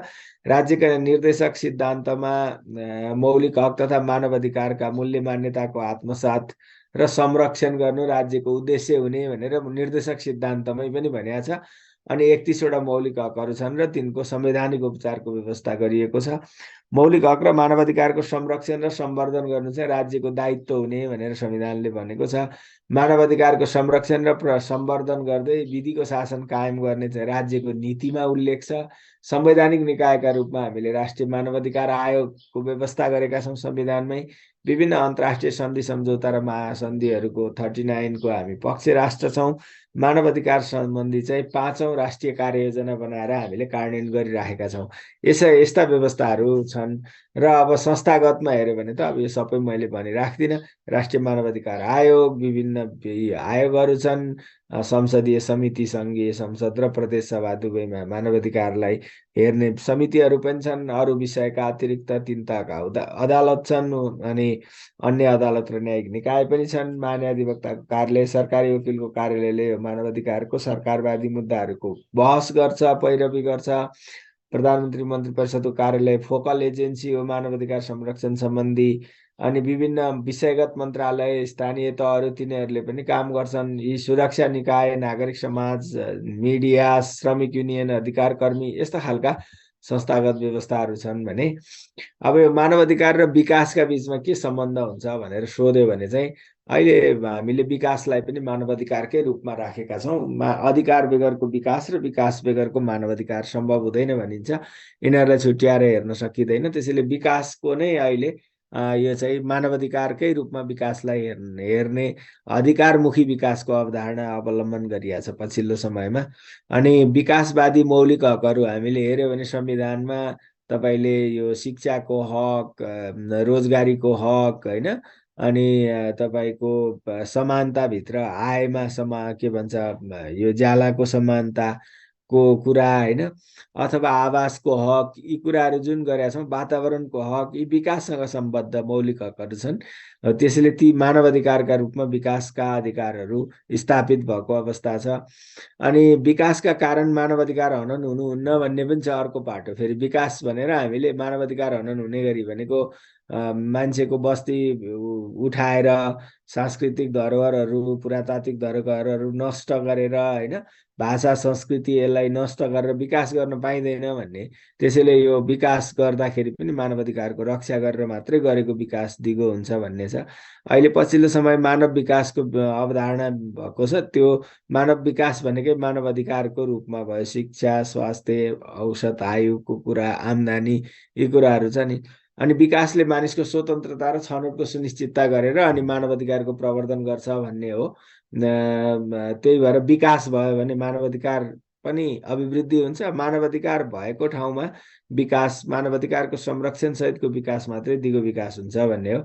विकास बिना मानवाधिकार फेरि संरक्षण हुँदैन। र विकासले मानवीय चेतना अभिवृद्धि गर्छ र मानिस चाहिँ अधिकारको खोजी गर्न सक्ने हुन्छ, अनि पो मानवाधिकार संरक्षण हुन्छ। त विकासले मानिसका आधारभूत आवश्यकता पूर्ति गर्छ, जस्तो शिक्षा, स्वास्थ्य, सरसफाइ, पोषण, स्वस्थ वातावरण आदिको सुनिश्चित गर्छ, होइन।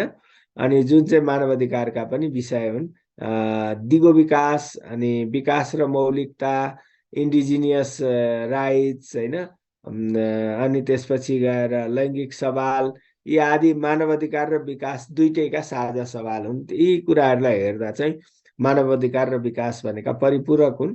यिनीहरूलाई अलग गरेर हेर्न सकिँदैन भन्नुपर्ने हुन्छ। नेपालमा मानवाधिकार कार्यान्वयनमा रहेका समस्या के छन् भन्ने कुरा यिनीहरू भयो। त्यसपछि समाधान गर्न के गर्ने भन्ने, त्यसैलाई रिभर्स गर्ने हो। यसमा धेरै समय खेर फाल्नु परेन। अब अर्को चाहिँ यो नागरिक चेतना भनेको, यसमा चाहिँ नागरिक चेतना भन्नाले के बुझिन्छ, यसका उद्देश्यमाथि प्रकाश पार्दै नागरिक चेतना बढाउने उपायहरू सुझाउनुहोस् भन्ने एउटा क्वेसन हुनसक्छ। अब यहाँ केही चाहिँ सर क्वेसन आन्सरको मोडलमा पनि छ। अब यो यस्तो क्वेसनमा चाहिँ अब नागरिक चेतना भनेर अलिकति परिभाषित गरेर अनि यहाँ चाहिँ नागरिक चेतना के हो भन्ने चाहिँ मैले बुदागत रूपमा भनिदिएको छु। नागरिकलाई उसको अधिकार कर्तव्य दायित्व होइन सेवा सुविधा बारे सचेत र सुसूचित गर्ने काम चाहिँ नागरिक चेतना हो। यसले चाहिँ कुनै पनि नागरिकलाई एउटा असल नागरिक के व्यक्तिलाई असल नागरिक गुड सिटिजन बनाउन आवश्यक पर्ने उसमा कस्तो आनी बानी चाहिन्छ, मूल्य ज्ञान सिप चाहिन्छ, त्यो कुरालाई विकास गर्न मद्दत गर्छ अथवा त्यस्तो विकास गर्ने प्रक्रिया नै नागरिक चेतना हो। र खास गरी नागरिक चेतना भनेको चाहिँ राजनीतिक चेतना भने पनि हुन्छ, पोलिटिकल अवेरनेस भने पनि हुन्छ। त्यो कुराको ज्ञान, मेरो अधिकार के, कर्तव्य के, होइन मैले राज्य सञ्चालनमा के योगदान गर्न सक्छु, होइन अनि त्यसको प्रभावकारी योगदानले मैले चुनेका प्रतिनिधिबाट देशलाई कस्तो फाइदा हुन्छ, खराब मान्छे चुनियो भने कस्तो बेफाइदा हुन्छ, अधिकार हनन भयो भने कहाँ खोजी गर्न जानुपर्छ, यो सबै कुराको ज्ञान विकास गराउनु र त्यो ज्ञान आफूमा हुनुको अवस्था चाहिँ नागरिक चेतना हो भनेर भन्नुपर्ने हुन्छ। यसका उद्देश्य भनेको चाहिँ नागरिकलाई उसको अधिकार र कर्तव्यको बोध गराउनु हो खासमा, र मुलुकको राजनीतिक प्रणाली र संरचनाका बारेमा सबै नागरिकलाई जानकारी गराउनु पनि हो। अनि नागरिकलाई चाहिँ लोकतान्त्रिक मूल्य, मान्यता, संस्था, नियम यसको बारेमा सचेतना बढाउने कुरा पनि गर्छ नागरिक चेतनाले, त्यो बढाइदिन्छ। लोकतान्त्रिक प्रक्रियामा नागरिकको सृजनशील सहभागिता अभिवृद्धि पनि गराउँछ यसले, र नागरिकमा राजनीतिक सहनशीलता, कानुनी परिपालना र लोकतान्त्रिक पद्धतिप्रतिको विश्वास अभिवृद्धि पनि गर्छ होइन। यस्तो उद्देश्यहरू चाहिँ यस्ता हुन्छन् नागरिक सचेतनाका, नागरिक चेतनाका। के गरेर बढाउन सकिन्छ यो चाहिँ अब नयाँ कुरा, तपाईँहरूले ध्यान दिनु होला, यो इम्पोर्टेन्ट छ र यो सबैतिर नहुने अनकमन विषय हो। के गर्यो भने नागरिक चेतना बढाउन सकिन्छ त भन्दा सबभन्दा पहिला फर्मल एन्ड इन्फर्मल सिभिक एजुकेसनबाट है, औपचारिक अनौपचारिक रूपमा नागरिक शिक्षा दिएर एउटा युनिभर्सल्ली प्रयोग हुने टुल हो यो नागरिक शिक्षा। अर्को चाहिँ सर्भिस लर्निङ भन्ने हुन्छ, सेवा मार्फत सिकाइ, तपाईँले गर्दै गएपछि सिक्नुहुन्छ। विदेशतिर केटाकेटीलाई हाई स्कुलकै केटाकेटीहरूलाई चाहिँ 1 हप्ता चाहिँ फिल्ड वर्क गराइन्छ वर्षमा वा त्यस्तै होइन। त्यो भनेको चाहिँ के हो त भन्दा वृद्ध वृद्धा, असहाय, अपाङ्गता वा बालबालिका यिनीहरूलाई सेवा गर्न फिल्डमा पठाइन्छ, पार्कमै बस्ने, सुत्ने, पैसा माग्ने, कलेक्सन गर्ने, बाटोमा गाडी सफा गरिदिएर पैसा उठाउने होइन, डोनेसन जम्मा गर्ने, यो काम गर्न लगाइन्छ कि।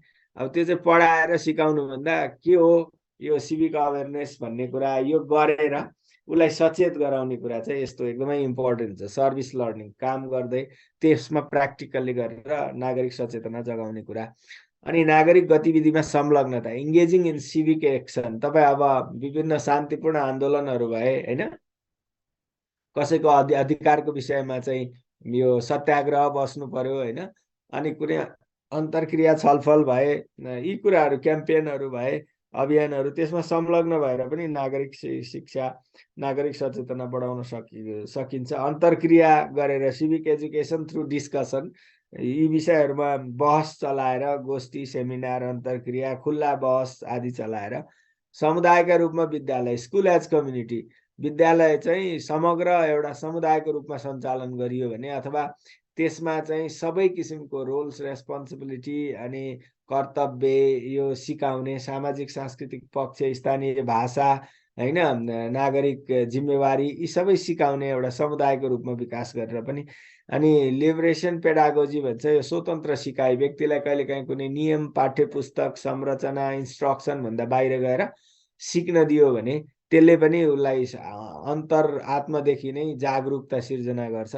त्यसबाट पनि नागरिक शिक्षा अभिवृद्धि हुन्छ, सचेतना अभिवृद्धि हुन्छ। ब्रह्माण्डीय शिक्षा भन्छ, cosmopolitan education, how the cosmopolitan और के भन्छ कस्मिक, यो कस्मस भनौँ न, इट वर्क्स। अब यसमा पावर अनि ग्रहहरू बिचको सम्बन्ध, अनि त्यसपछि गएर हामीले प्राप्त गर्ने ताप, प्रकाश, हामीले उपयोग गर्ने वायु, हावा, अनि जीव जन्तु र यो चाहिँ प्रकृति बिचको अन्तर सम्बन्ध, यो कुरा सिकायो भने पनि मान्छेमा नागरिक चेतना अभिवृद्धि हुन्छ। सचेत नागरिक, एउटा नैतिकवान नागरिक विकास गर्नलाई यसले ठुलो मद्दत गर्छ। सामाजिक र राजनीतिक अभियान, सोसल एन्ड पोलिटिकल क्याम्पेनहरूले त गर्ने नै भए, सञ्चार मिडियाहरूले त झन् चेतना अभिवृद्धि गर्ने भए, यस्ता मिन्सहरू हुन्छन्। यिनीहरू कुनै एउटाले मात्रै होइन, यी सबैको समष्टिका रूपमा नागरिक चेतना बढाउनलाई मद्दत गर्ने मिन्सहरू भए यिनीहरू भनेको चाहिँ। अब यहाँ अर्को एउटा सम्भावित क्वेसन चाहिँ यसको के हुन सक्छ त भन्दा नागरिक चेतनाका के पक्षहरू हुन्छन्, यसबाट चाहिँ कस्ता परिणामहरूको अपेक्षा गर्न सकिन्छ, नागरिक चेतना भयो भने के हुन्छ भन्ने उपलब्धि के अपेक्षा गर्न सकिन्छ, कारण सहित तर्क प्रस्तुत गर्नुहोस् भनेको छ। नागरिक चेतनाका चाहिँ विभिन्न पक्षहरू हुन्छन्, सिद्धान्तहरू हुन्छन् हैन। यहाँ चाहिँ नागरिक जिम्मेवारी एउटा हो, यसलाई पक्ष पनि भन्न सकियो, सिद्धान्त पनि भन्न सकियो। राज्यको दायित्व, स्टेट अब्लिगेसन हो नागरिक चेतना भनेको। अनि सुसूचित नागरिकको संलग्नताको लागि नागरिक चेतना चाहिने हो, निर्णय प्रक्रियामा ऊ सुसूचित भएको छ भने हैन। राजनीतिक सहभागिता, पोलिटिकल पार्टिसिपेसनका लागि भनेको राजनीतिमा, निर्वाचनमा कुनै विचारधारा, कुनै राजनीतिक दलसँगको आबद्धता, भोटिङ, आफू उम्मेदवारी, यी राजनीतिक सहभागिताका लागि राजनीतिक नागरिक चेतना चाहिने हो। नागरिक अधिकारको बोध र संरक्षण, उपचारको खोजी गर्न सक्ने बनाउन, विधिको शासनको परिपालना गर्ने गराउने, सामाजिक बहुलवाद, सोसल प्लुरालिजमलाई चाहिँ सुनिश्चित गर्ने कुरा, अनि सामाजिक विवादको सृजनशील समाधान खोजी गर्ने कुरा र नागरिक समाजको विकास गराउने कुरा, यी विभिन्न पक्ष भए, विभिन्न यी सिद्धान्तहरू पनि हुन् नागरिक चेतनाका। अनि यसबाट के अपेक्षित परिणाम चाहिँ के हुन्छ त नागरिक चेतनाको भन्दा सबभन्दा पहिला त सबै व्यक्तिमा पोलिटिकल टोलरेन्स होस्, फरक विचार राख्ने बित्तिकै जुझ्न, काटमार गर्न जाने होइन। पहिला हामी कहाँ भर्खर प्रजातन्त्र आउँदा 46-47 सालमा एउटै परिवारमा मान्छेका बिचमा बोलचाल बन्द भयो, छिमेकी र अर्को छिमेकीका बिचमा पानी बाराबार भयो, बिहाबारी एउटा पार्टी र अर्को पार्टीको बिचमा भएन, बाटोमा चौतारोमा घाँस दाउरा जाँदा चिया पसलमा झगडा हुन्थ्यो, एकदमै प्रतिवाद गरिहाल्थे यो पार्टी र त्यो पार्टी भनेर, दलहरूका बिचमा पनि एकदम सिरियस कन्फ्लिक्टहरू हुन्थे। तर अहिले पछिल्लो समयमा मान्छेले यो भन्दै गर्छ, बोल्दै गर्छ, फरक विचार, फरक धारणा सबैलाई टोलरेट गर्न थालेछ कि हो। यो डेमोक्रेसी भनेको पोलिटिकल टोलरेन्स, नागरिक सचेतनाले चाहिँ यो लिएर आउँछ। त्यो भयो भने शान्ति र प्रजातन्त्रको, लोकतन्त्रको असल अभ्यास हुन्छ। अनि नागरिकको लोकतान्त्रिक संस्थाप्रति विश्वास हुन्छ, सरकारका अवयवहरूप्रति सचेतना बढ्दै गयो भने। अहिले चाहिँ नागरिक सचेतना पनि कमजोर भएर तपाईँहरूले हेर्नुभयो भने सबै कुरामाथि एकदम निगेटिभ छ, अविश्वास छ। त्यो चाहिँ वास्तवमा अलिकति सिभिक अवेरनेसको कमी पनि हो। विधिको शासनको कम्प्लायन्स, यो रुल पालना गर्नुपर्छ भन्ने सबैमा स्वतः रूपमा जागरुकता भएर आउँछ। उच्च नागरिक सचेतना, हाई लेभल सिभिक अवेरनेस सिर्जना हुन्छ र exercise of civic rights and civic duties, नागरिकले आफ्नो अधिकार पनि प्रयोग गर्छ, कर्तव्य पनि पालना गर्छ नागरिक सचेतना भयो भने। फङ्सनल डेमोक्रेटिक सिस्टम, त्यसले गर्दाखेरि लोकतान्त्रिक प्रणाली चाहिँ क्रियाशील हुन्छ, प्रभावकारी रूपमा कार्यान्वयन गर्न सकिन्छ। सचेत नागरिक भएनन् भने हुँदैन। प्रभावकारी राजनीतिक प्रक्रिया, पोलिटिकल प्रोसेस पनि इफेक्टिभ हुन्छ। नागरिक चेतना भएन भने जसलाई मन लाग्यो त्यसलाई भोट हाले हुन्छन् होइन। अनि विभिन्न खाले विकृत अवस्था सिर्जना हुन्छ पोलिटिकल्ली। तर ऱ्यासनल चोइस गर्न सक्ने भएपछि राजनीतिक प्रक्रिया पनि प्रभावकारी हुन्छ। अनि एकता र अखण्डता बलियो हुन्छ, सामाजिक सुव्यवस्था र अनुशासन प्राप्त हुन्छ, अनि त्यसपछि मानवाधिकारको उचित व्यवस्था सम्भव हुन्छ र अर्थपूर्ण नागरिक संलग्नता, यो नागरिक चेतनाले दिने परिणाम हो यसको चाहिँ हैन। यो महत्त्व पनि यसैलाई बनाउन सकिन्छ।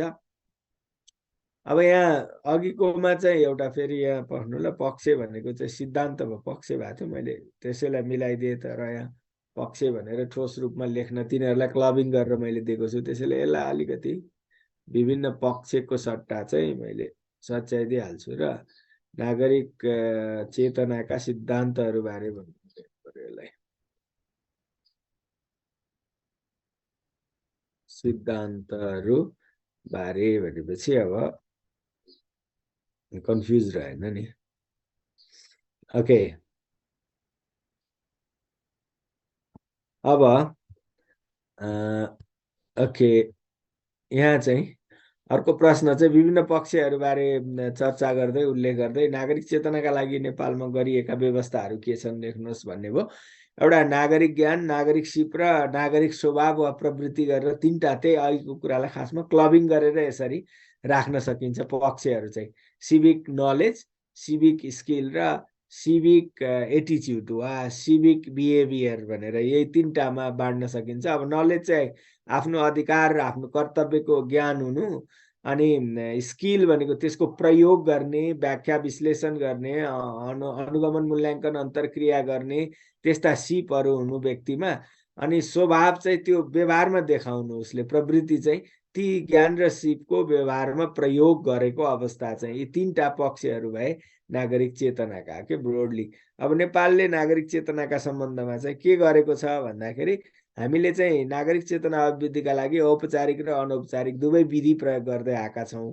विद्यालय विश्वविद्यालयमा नागरिक चेतनाका विषयहरू पाठ्यक्रममा छन्, शिक्षा दिन्छौँ, औपचारिक भयो होइन।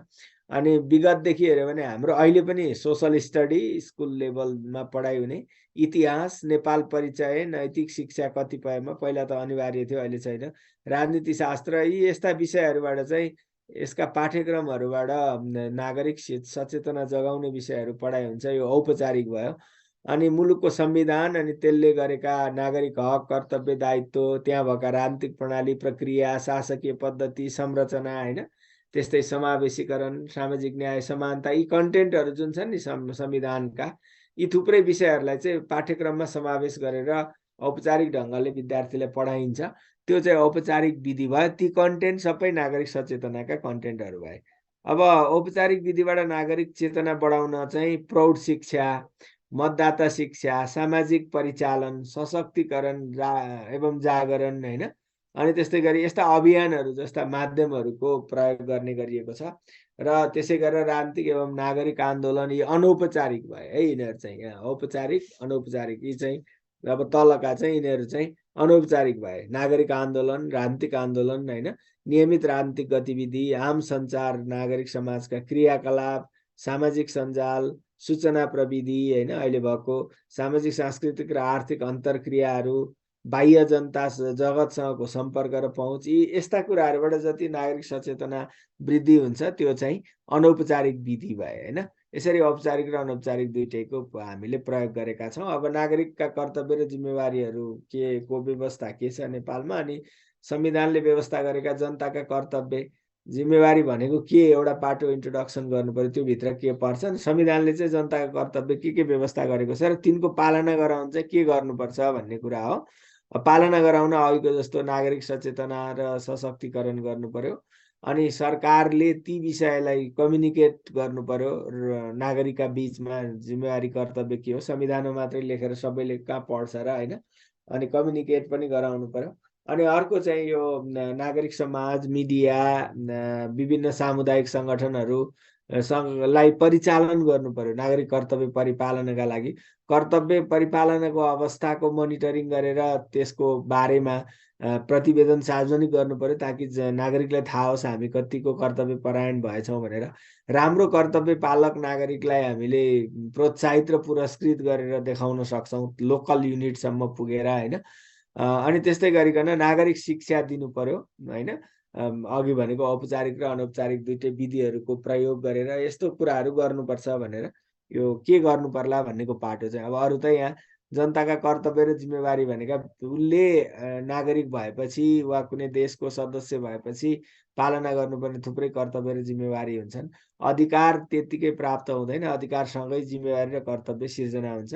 हरेक व्यक्तिले पालना गर्नुपर्ने, नागरिकले जनताले पालना गर्नुपर्ने मुख्य कर्तव्य र जिम्मेवारी चाहिँ देहाअनुसार हुन्छन् भनेर यो लेख्नु पर्यो। राज्यको कानुनको पालना गर्नु पर्यो उसले। कर र सार्वजनिक सेवा उपभोग गरे बापतको शुल्क र दस्तुर समयमै दाखिला गर्नु पर्यो, तिर्नु पर्यो। बत्ती बाल्नुहुन्छ, बत्तीको पैसा तिर्नुहुन्न, चोरी गर्नुहुन्छ भनेपछि कर्तव्य पुरा गर्नु भएन। अनि आम्दानी गर्नुहुन्छ, कर तिर्नुहुन्न, कर्तव्य पुरा गर्नु भएन होइन। अनि यो सैद्धान्तिक कुरा गरिरहेको छु। नेपालमा 4वटा दायित्व तोकेको छ, फरक छ त्यो। राष्ट्रिय एकता, अखण्डता, स्वाधीनता र सार्वभौम सत्ताको रक्षा गर्नु हरेक व्यक्ति नागरिकको कर्तव्य हुन्छ। सार्वजनिक सम्पत्तिको संरक्षण गर्ने कुरा, राष्ट्रिय हित र प्रतिष्ठालाई जहिले पनि आफ्नो देशलाई होच्याएर राष्ट्रियतालाई कमजोर बनाउने गरी अन्तर्राष्ट्रिय समुदायमा प्रस्तुत हुनु भएन, अनि त्यसरी आफूलाई विकास गर्नु भएन। सामाजिक सौहार्दता, सहिष्णुता र एकता अनि सम्वर्धन गर्नु पर्यो। यो चाहिँ प्रीतिबाट यता ट्रान्सलेट गर्दा हो या के हो, फन्ट चेन्ज हुँदा बिग्रिया छ है, बुझ्नु होला। सरकारका काम कारबाहीमा सहयोग र सहजीकरण गर्नु उसको जिम्मेवारी हुन्छ, कर्तव्य हुन्छ। सार्वजनिक स्रोतको मितव्ययी सदुपयोग गर्नु पनि हुन्छ र आवश्यक पर्दा राज्यको सेवा गर्नु, यस्ता किसिमका कर्तव्य र जिम्मेवारी हुन्छन्। संविधानले यो 4वटा गरेको छ। यसमा राष्ट्रपति निष्ठावान हुँदै नेपालको राष्ट्रियता, सार्वभौम सत्ता र अखण्डताको रक्षा गर्नु, अनि संविधान र कानुनको पालना गर्नु, राज्यले चाहेको बेला सेवा गर्नु, सार्वजनिक सम्पत्तिको संरक्षण गर्नु, यी चाहिँ कर्तव्य भनेर धारा 48ले तोकेको छ हैन।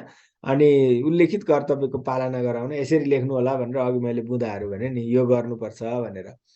अब अर्को एउटा चाहिँ यो नेपालमा नागरिक चेतना अभिवृद्धि गर्दै नागरिक कर्तव्य र जिम्मेवारी पालना गराउनमा रहेका समस्या पहिचान गरेर समाधानका लागि सुझाव दिनुहोस् भन्नेमा चाहिँ यी समस्याहरू भए। अब यसमा म डिटेल जान्न, तपाईँहरूले पढेरै बुझ्न सकिहाल्नुहुन्छ। यसलाई व्याख्या गरेर बुझाउनु पर्ने कुरो भएन, त्यसलाई रिभर्स गरेर सुझाव लेख्ने हो के। अब कानुनका स्रोतमा चाहिँ यो कानुनका स्रोत भनेका के हुन् व्याख्या गर्नुहोस्, के हुन्छन् हैन। अनि नजिर चाहिँ कसरी कानुनको महत्त्वपूर्ण स्रोत हो, यसको महत्त्वका आधारमा पुष्टि गर्नुहोस्। नजिरको इम्पोर्टेन्स के हुन्छ भनेर हो, त्यो इम्पोर्टेन्स लेखेर त्यही भएर यो महत्त्वपूर्ण हो भन्ने हो। अनि कानुनका स्रोतहरू अगाडि चाहिँ व्याख्या गर्ने खाली। अब कानुनका स्रोत भनेको त कानुन कहाँबाट निश्रित हुन्छ वा कानुनको उद्गम स्थल कुन हो, के हो, त्यसलाई नै हामी कानुनको स्रोत भन्छौँ। अर्थात् जेबाट कानुन बन्छ त्यो नै कानुनको स्रोत हो। कानुनका दुईटा स्रोत हुन्छन्, एउटा प्राथमिक स्रोत, अर्को द्वितीय स्रोत हो के। प्राथमिक स्रोतमा चाहिँ हामी विधायन, नजिर, प्रथा अनि सम्प्रतिज्ञात्मक कानुन र चाहिँ अन्तर्राष्ट्रिय सन्धि सम्झौतालाई प्राथमिक स्रोत मान्छौँ।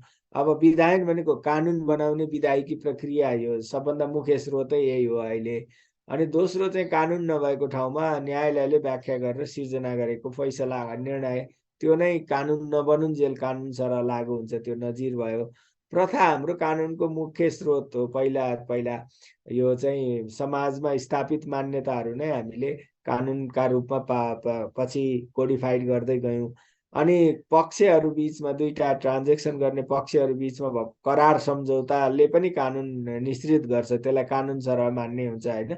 त्यसलाई हामी सम्प्रतिज्ञात्मक कानुन भन्छौँ। र अन्तर्राष्ट्रिय सन्धि सम्झौता पनि प्राइमेरी सोर्स भयो भने धर्मग्रन्थ, स्तुति ग्रन्थ यिनीहरू द्वितीय स्रोत भए हैन। तिनीहरू पनि कानुनका स्रोत हुन्। ऐतिहासिक दस्तावेजहरू, विज्ञका लेख रचना, कानुनविद र प्राज्ञिक व्यक्तित्वहरूका अनुसन्धानका निष्कर्ष, विदेशी अदालतका निर्णय, यिनीहरूलाई चाहिँ हामी सेकेन्डरी सोर्स अफ ल भनेर भन्छौँ। कानुनका चाहिँ द्वितीय स्रोतहरू भए। यसरी कानुनका स्रोत सर्ट लेखिसकेपछि अब कानुनको स्रोतको रूपमा नजिर कसरी कानुनको स्रोत भयो भन्दा कुनै स्पष्ट कानुनी व्यवस्था नभएको विषय छ, त्यो विषयको मुद्दामा चाहिँ न्यायालयले अब कानुन छैन भनेर न्याय नदिन मिल्दैन, आवश्यक व्याख्या गरेर फैसला गर्छ। अनि त्यसरी गरेको फैसलाले निश्चित सिद्धान्त प्रतिपादन गर्छ, त्यसैलाई हामी नजिर भन्छौँ। र त्यसलाई न्यायाधीशको व्याख्याबाट बन्ने हुँदा न्यायाधीश निर्मित कानुन, जजमेड ल भनेर पनि भनिन्छ नजिरलाई। र यो चाहिँ यस्तो विषय विधायिकी प्रक्रियाबाट बन्ने कानुनमा जब समावेश हुँदैन तबसम्म चाहिँ यो कानुनकै रूपमा लागू हुन्छ, कानुन सरह नै लागू हुन्छ। अनि कानुनी शून्यतामा समेत नागरिकलाई न्यायबाट वञ्चित हुन नदिन यो न्यायाधीशले न्यायको मान्य सिद्धान्त, विधिको शासनको मूल्य मान्यता, कानुनको मर्म भावना हैन, अन्तर्राष्ट्रिय अभ्यास, अनुभव, न्यायिक मन, यी सबैको प्रयोग गरेर नजिर चाहिँ प्रतिपादन गरेको हुन्छ। त्यही भएर यसको न्याय सम्पादनमा ठुलो महत्त्व हुन्छ। महत्त्व चाहिँ अब यहाँ भएका कुराहरूले यो नजिरमा लचकता हुन्छ र यो यथार्थपरक र न्यायोचित ढङ्गले न्याय सम्पादन गर्न यसको फ्लेक्सिबिलिटीले गर्दा यो चाहिँ सजिलो हुने भएकोले यो महत्त्वपूर्ण हुने भयो। विगतको फैसलालाई नै नजिरका रूपमा मानिने भएकोले अब यसमा व्याख्यात्मक भिन्नता नहुने हुन्छ। एकै किसिमको फैसला हुने हुनाले नागरिकले उसलाई पनि त्यही भएको थियो, मलाई पनि त्यही भयो भनेर न्याय अनुभूति गर्ने हुन्छ। अनि स्थापित नजिरका आधारमा फैसला गर्दा चाहिँ न्याय सम्पादनको समय र लागत दुइटै बचत हुन्छ। धेरै खोजी अनुसन्धान गरिराख्नु परेन।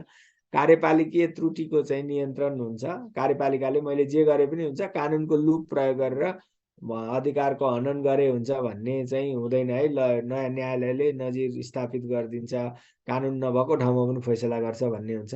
व्याख्यात्मक त्रुटिबाट यसमा बच्न सकिन्छ। कानुनी रिक्तता परिपूर्ति हुने भयो। समयानुकूल कानुन निर्माण, यहाँ चाहिँ स्पेस रहेछ है कानुन बनाउनु पर्ने भन्ने कुरा थाहा हुन्छ र त्यसमा कानुन पनि बन्छ। पक्षपात र असमानता कम हुन्छ, त्यसैले यो महत्त्वपूर्ण छ भनेर भन्नु पर्यो। र कानुन निर्माण प्रक्रियाको परिचय दिँदै यो धेरै सोध्ने प्रश्न हो। अनि कानुन तर्जुमा कसरी गरे, नेपालमा चाहिँ कानुन तर्जुमा कसरी गरिन्छ सविस्तार वर्णन गर्नुहोस् भने, यो सविस्तार जे भने पनि टु दी पोइन्ट लेख्ने हो हैन।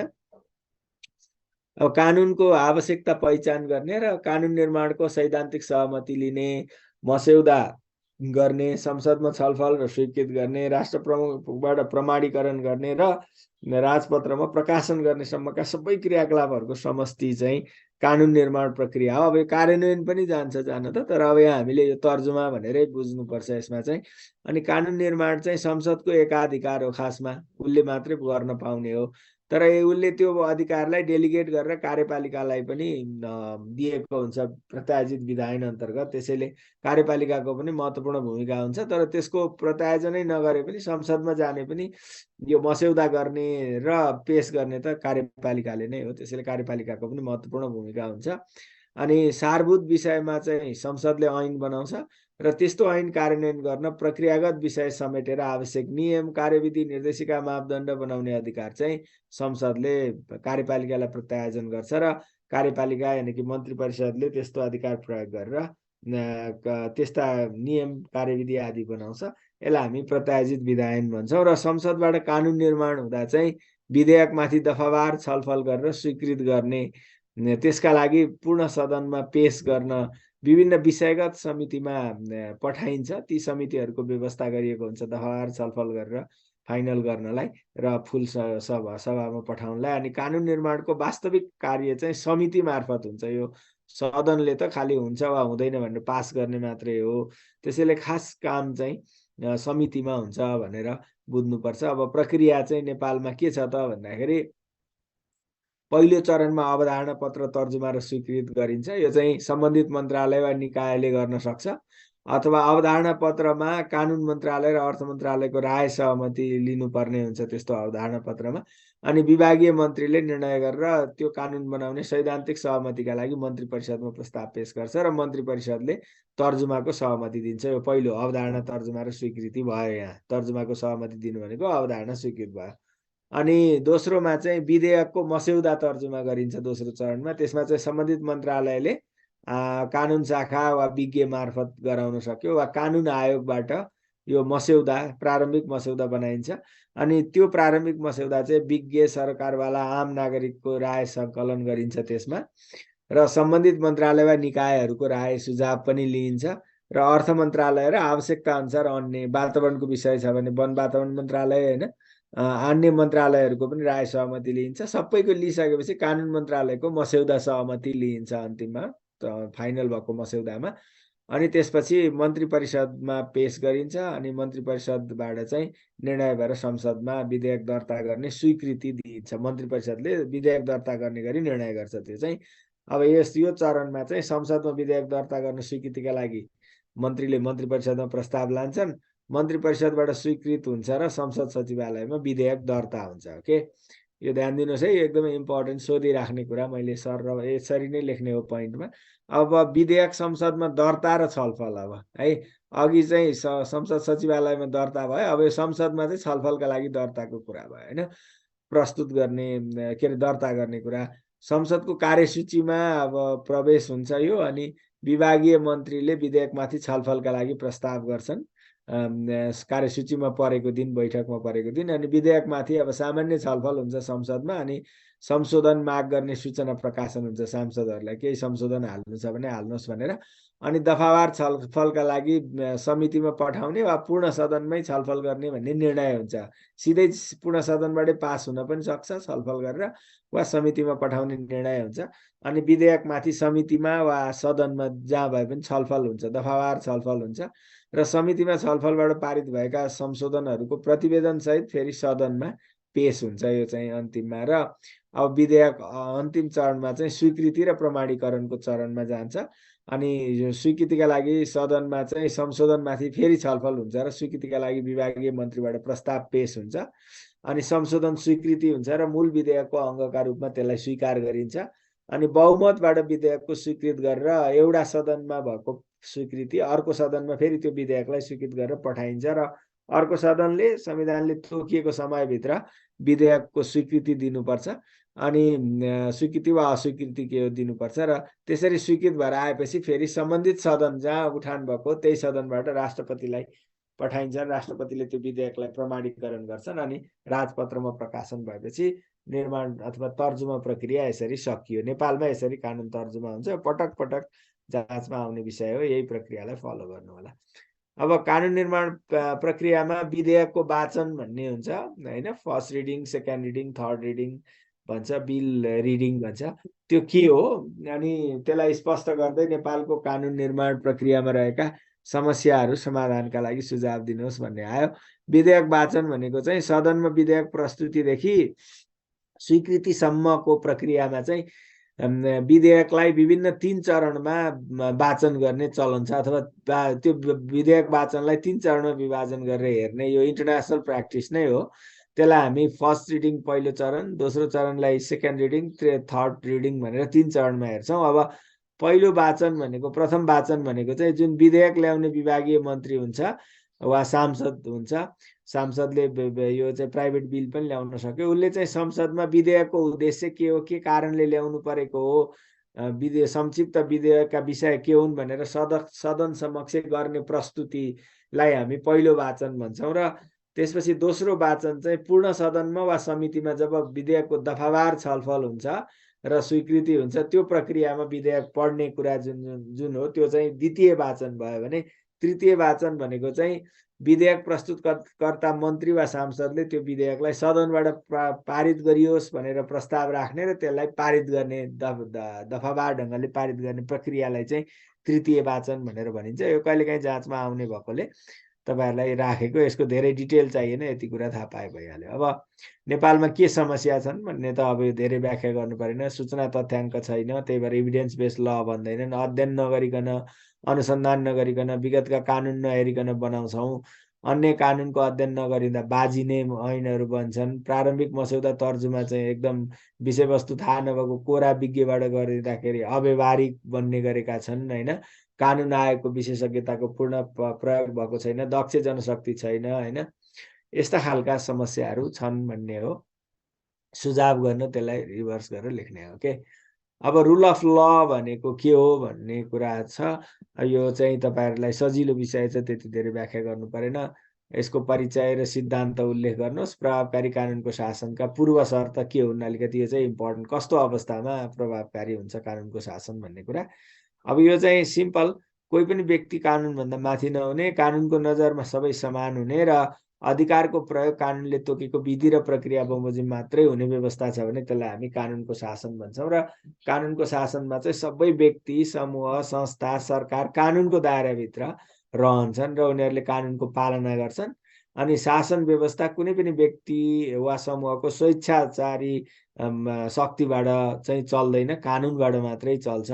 त्यही नै कानुनको शासन हो। र शासन पद्धतिलाई व्यवस्थित गर्ने कानुनहरू चाहिँ सार्वजनिक रूपमा जारी गरिएको हुनुपर्छ, सबैमा समान रूपले लागू हुने हुनुपर्छ र स्वतन्त्र ढङ्गले व्याख्या हुने व्यवस्था गरिएको हुनुपर्छ। र कानुन मानवाधिकार सम्बन्धी अन्तर्राष्ट्रिय मूल्य मान्यता र मापदण्ड अनुरूपको हुनुपर्छ, त्योभन्दा फरकको हुनु हुँदैन भन्ने कुरा हो। र यसका सिद्धान्त चाहिँ अब यसको व्याख्याता एबी डायसीले नै भनेका छन्, कानुनी सर्वोच्चता हुनु पर्यो, त्यही अहिलेका कुरा, कानुनका अगाडि समानता हुनु पर्यो र संविधान चाहिँ सामान्य कानुनको उपज हुनु पर्यो, कानुनहरूको उपज हुनु पर्यो भनेर यी 3वटा सिद्धान्तहरू नै कानुनी शासनका सिद्धान्तहरू हुन्। र असल वा प्रभावकारी कानुन शासन, कानुनी शासनका लागि चाहिँ के कुरा हुनुपर्छ देशमा भन्दा, भविष्य प्रभावी, भूत प्रभावी कानुन बनाउनु हुँदैन, भविष्य प्रभावी, खुला, स्थिर र स्पष्ट कानुन हुनु पर्यो, पारदर्शी र सामान्य नियमद्वारा निर्देशित कानुन निर्माण प्रक्रिया हुनु पर्यो, सर्टेन कसरी हुने भन्ने वेल डिफाइन हुनु पर्यो, स्वतन्त्र न्यायपालिका हुनु पर्यो, न्यायिक पुनरावलोकनको व्यवस्था हुनु पर्यो, सबैका लागि सजिलै पहुँचयोग्य न्याय हुनु पर्यो, प्राकृतिक न्यायका सिद्धान्तको पालना गरेको हुनु पर्यो र कानुनमा पूर्वानुमेयता, कस्तो अवस्थामा के निर्णय, के फैसला हुन्छ भन्ने हुनु पर्यो। अनि अपराध नियन्त्रणका संस्थालाई चाहिँ कानुनको दुरुपयोग गर्ने छुट दिनु भएन, जो नियन्त्रण गर्ने हुन्छ उसैले कानुनको दुरुपयोग गर्ने जोखिम रहन्छ। लोकतान्त्रिक राजनीतिक प्रणाली हुनु पर्यो, यस्तो भयो भने मात्रै कानुनी शासन हुन सक्छ, नभए हुँदैन भनेर भन्न सक्यो। अब कानुनी शासन कायम गर्नमा जिम्मेवार निकायहरू को हुन्छन् अनि नेपालमा कानुनी शासन कार्यान्वयनका लागि के व्यवस्था गरिएको छ भन्ने अर्को प्रश्न हुन सक्छ। अब धेरैवटा निकाय हुन्छन्, खास गरिकन व्यवस्थापिका, कार्यपालिका, न्यायपालिका तिनटै जिम्मेवार हुन भए सार्वजनिक प्रशासन, सुरक्षा निकायहरू, त्यसमा पनि यो प्रहरी प्रशासनको महत्त्वपूर्ण भूमिका हुन्छ।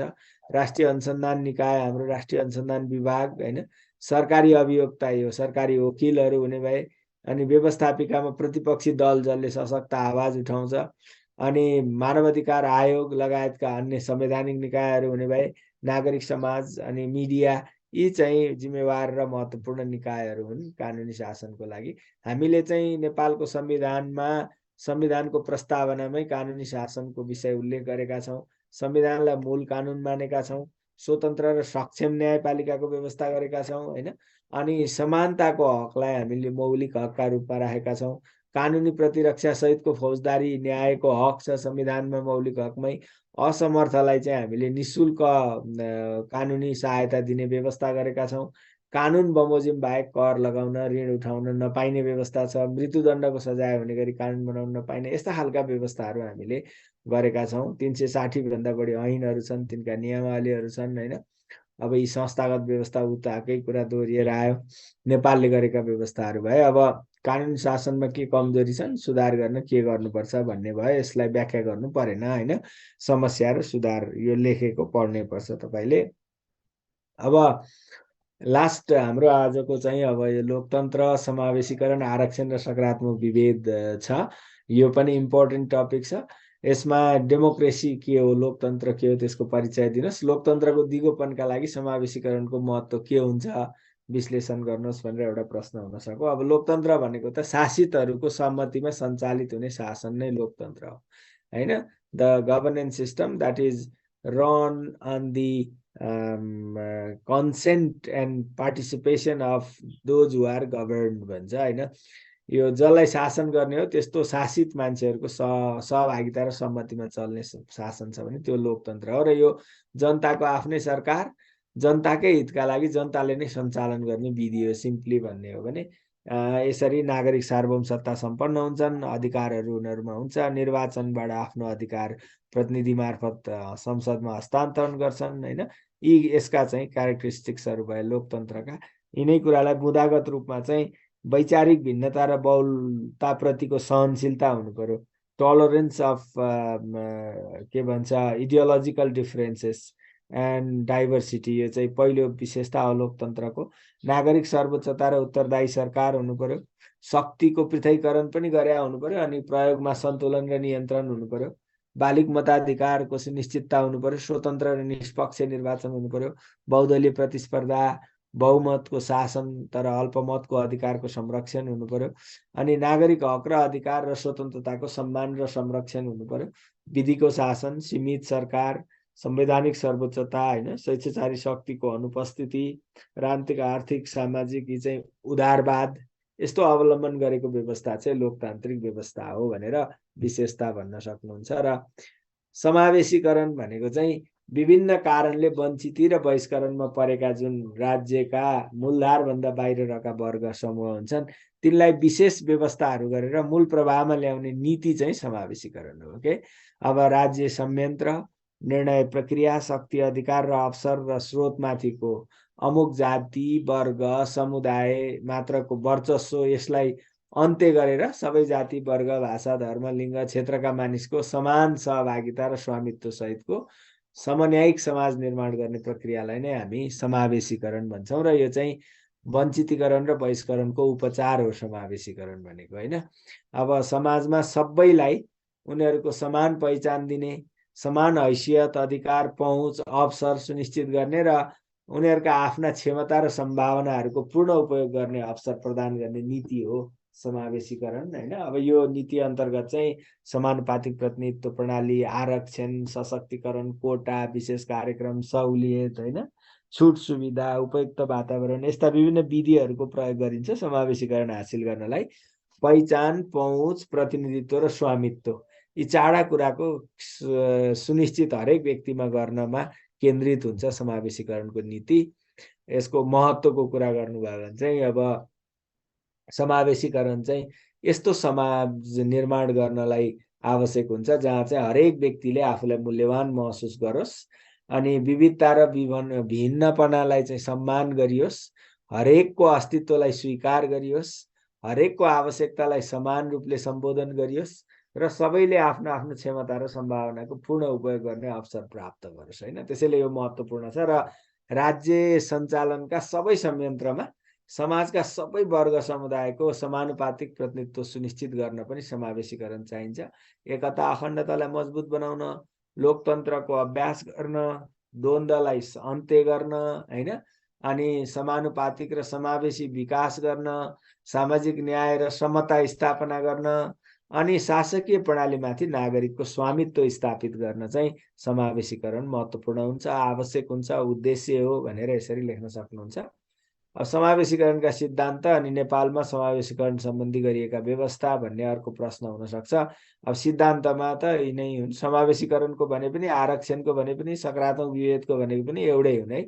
सारभूत समानताको सिद्धान्त, अविभेदको सिद्धान्त होइन, सकारात्मक विभेदको सिद्धान्त, क्षतिपूर्तिको सिद्धान्त, सामाजिक न्यायको सिद्धान्त होइन, समानुपातिक प्रतिनिधित्वको सिद्धान्त, समान सरोकार र सम्मान, हरेक नागरिक प्रति सरकारले समान सरोकार राख्ने र उनीहरूलाई समान रूपले सम्मान गर्ने, सार्वजनिक जीवनमा सबैले सहभागी हुन पाउने, विशेष संरक्षणको सिद्धान्त, राज्यको दायित्वको सिद्धान्त, यी चाहिँ सिद्धान्तहरू हुन् भने यसका डाइमेन्सन 4वटा हुन्छन्। राजनीतिक आयाम भनेको समानुपातिक प्रतिनिधित्व प्रणालीबाट राजनीतिक संयन्त्रमा सहभागी गराउने राजनीतिक आयाम हो।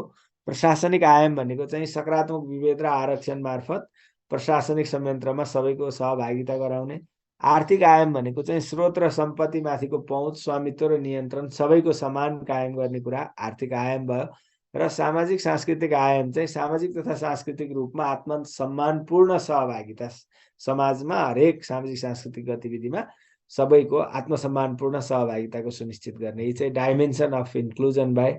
नेपालमा के कारणले बहिष्करण भएको छ, त्यसलाई अन्त्य गरेर समावेशीकरण गर्न के व्यवस्था गरिएको छ भन्ने एउटा प्रश्न हुन सक्छ। अब बहिष्करण त तपाईले लेख्न सकिहाल्नुहुन्छ, विगत लामो समयदेखिको हाम्रो केन्द्रीकृत एकात्मक राज्य व्यवस्था थियो, त्यसले धेरैलाई बहिष्करणमा पार्यो।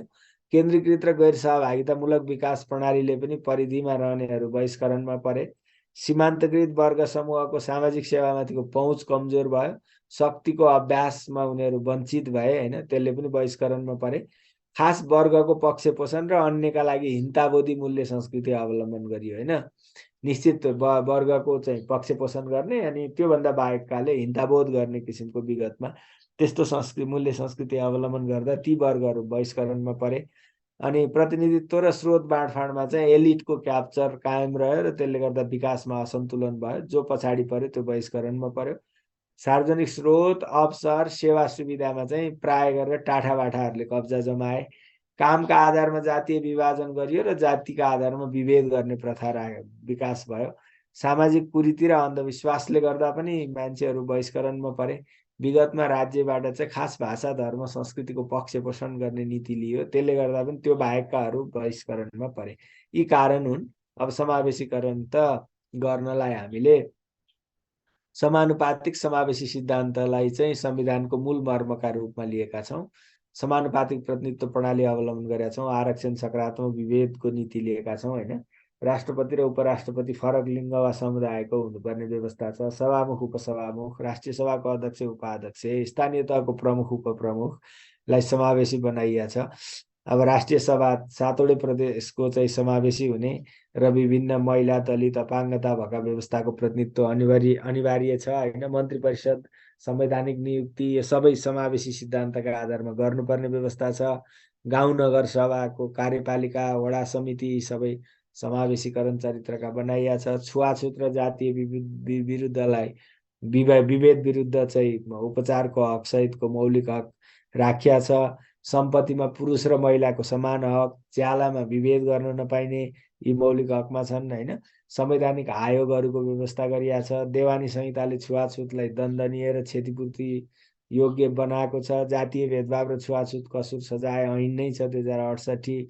निजामती सेवा ऐनमा 45% आरक्षण गरिया छ। यस्ता व्यवस्थाहरू हामीले गरेका छौँ र समानुपातिक प्रतिनिधित्व को कुरा गर्दाखेरि समानुपातिक प्रतिनिधित्व प्रणालीको परिचय दिँदै यस सम्बन्धी नेपालमा के व्यवस्था छन् भन्दाखेरि चाहिँ अब यो हामीले उता निर्वाचन प्रणालीमा पनि पढिसकेका छौँ। यो राज्यका राजनीतिक संरचनामा चाहिँ जनसङ्ख्याको चरित्र जस्तो छ त्यसैका आधारमा सबै जाति, भाषा, लिङ्ग, समुदायको समान सहभागिता रहने गरिकन जनप्रतिनिधिलाई निर्वाचित गर्ने प्रणाली चाहिँ समानुपातिक प्रतिनिधित्व प्रणाली हो। यसले सिङ्गो मुलुकलाई एउटै निर्वाचन क्षेत्र मान्छ।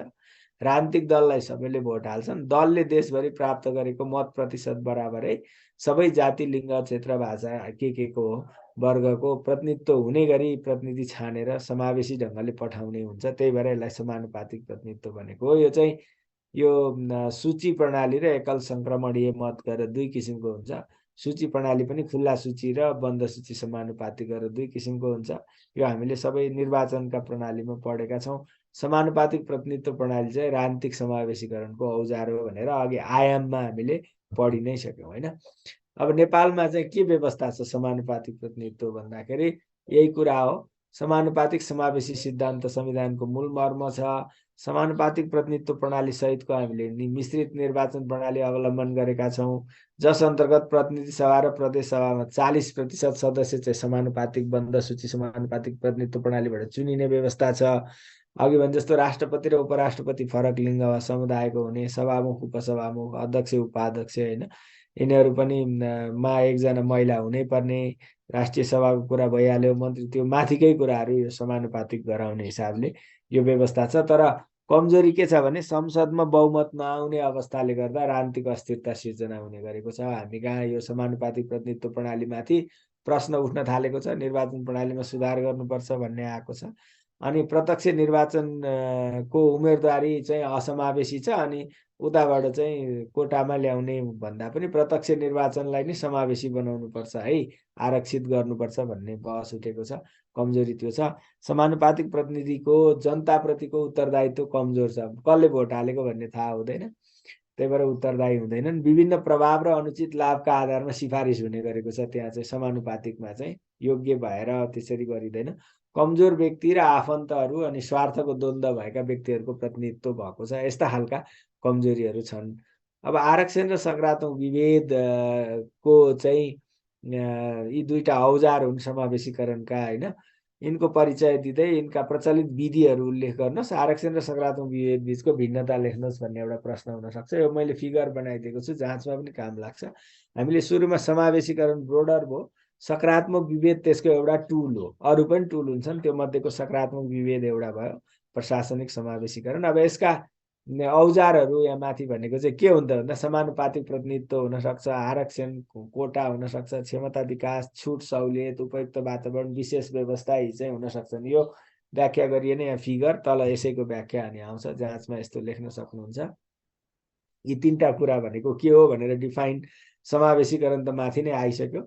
अब यसका आयामहरू पनि माथि हामीले पढिसक्यौँ। आरक्षण चाहिँ वञ्चित र बहिष्करणमा परेका वर्ग समूहलाई राज्य संयन्त्रमा सहभागी गराउन, त्यो समूह विशेषका लागि, जुन समूह वञ्चितमा परेको छ त्यो विशेषका लागि कोटा छुट्याएर, कोट भएछ, कोटा छुट्याएर त्यो समूहभित्र मात्रै सीमित प्रतिस्पर्धा गराएर सहभागी गराउनलाई हामी आरक्षण भन्छौँ। र यसमा वञ्चित र बहिष्करणमा परेका वर्ग समूहलाई मूल प्रभावीकरण गर्न अवलम्बन गरिने यो चाहिँ आरक्षण समानुपातिक प्रतिनिधित्व। यसमा भनेको समावेशीकरणमा विशेष व्यवस्था लगायतका सबै विषयहरूको समष्टिलाई चाहिँ हामी के भन्छौँ त भन्दा सकारात्मक विभेद भन्छौँ। आरक्षण चाहिँ त्यही भएर सकारात्मक विभेदको एउटा टुल रहेछ र समावेशीकरणका लागि सकारात्मक विभेदको नीति लिइन्छ। यो चाहिँ समावेशीकरण हासिल गर्ने टुल हो सकारात्मक विभेद। सकारात्मक विभेदभित्र आरक्षण लगायतका टुलहरू पर्छन्, अघि के भनेर भनिहाल्यो। त्यही प्रमुख विधिहरू के हुन् त सकारात्मक विभेदका भन्दा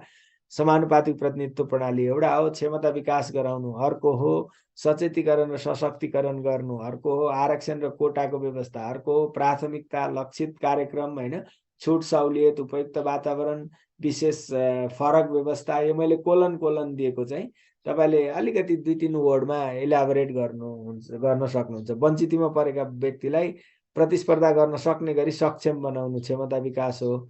सचेतना र अधिकार बारेको जानकारी गराएर सशक्त गर्नु अर्को हो। निश्चित समूहलाई निश्चित कोटा छुट्याएर सहभागी गराउनु आरक्षण हो भनेर यसरी प्राथमिकता भनेको 2 वा 2 भन्दा बढी मध्ये कसैलाई छान्नु पर्दा वञ्चित बहिष्करणमा परेका समुदायलाई छान्नु चाहिँ प्राथमिकता हो। त्यस्ता समुदायलाई समूहलाई लक्षित गरेर गरिबी निवारण, सशक्तिकरण, शिक्षा, सिप विकासका कार्यक्रम चलाउनु लक्षित कार्यक्रम हो हैन। उनीहरूलाई अवसरमा छुट दिनु, जस्तो महिलाहरू 40 वर्षसम्म जाँच दिन पाउने व्यवस्था हैन, 4 वर्षमा बढुवाका लागि योग्य हुने व्यवस्था, यो सहुलियत हो, छुट सहुलियत हैन।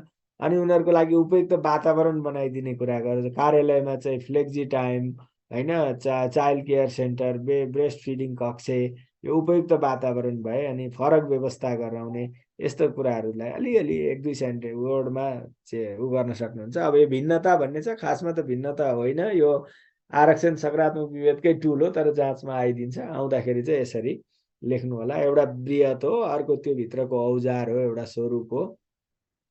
सकारात्मक विवेकले क्षमता वृद्धि मार्फत प्रतिस्पर्धात्मक क्षमता बढाउन खोज्छ।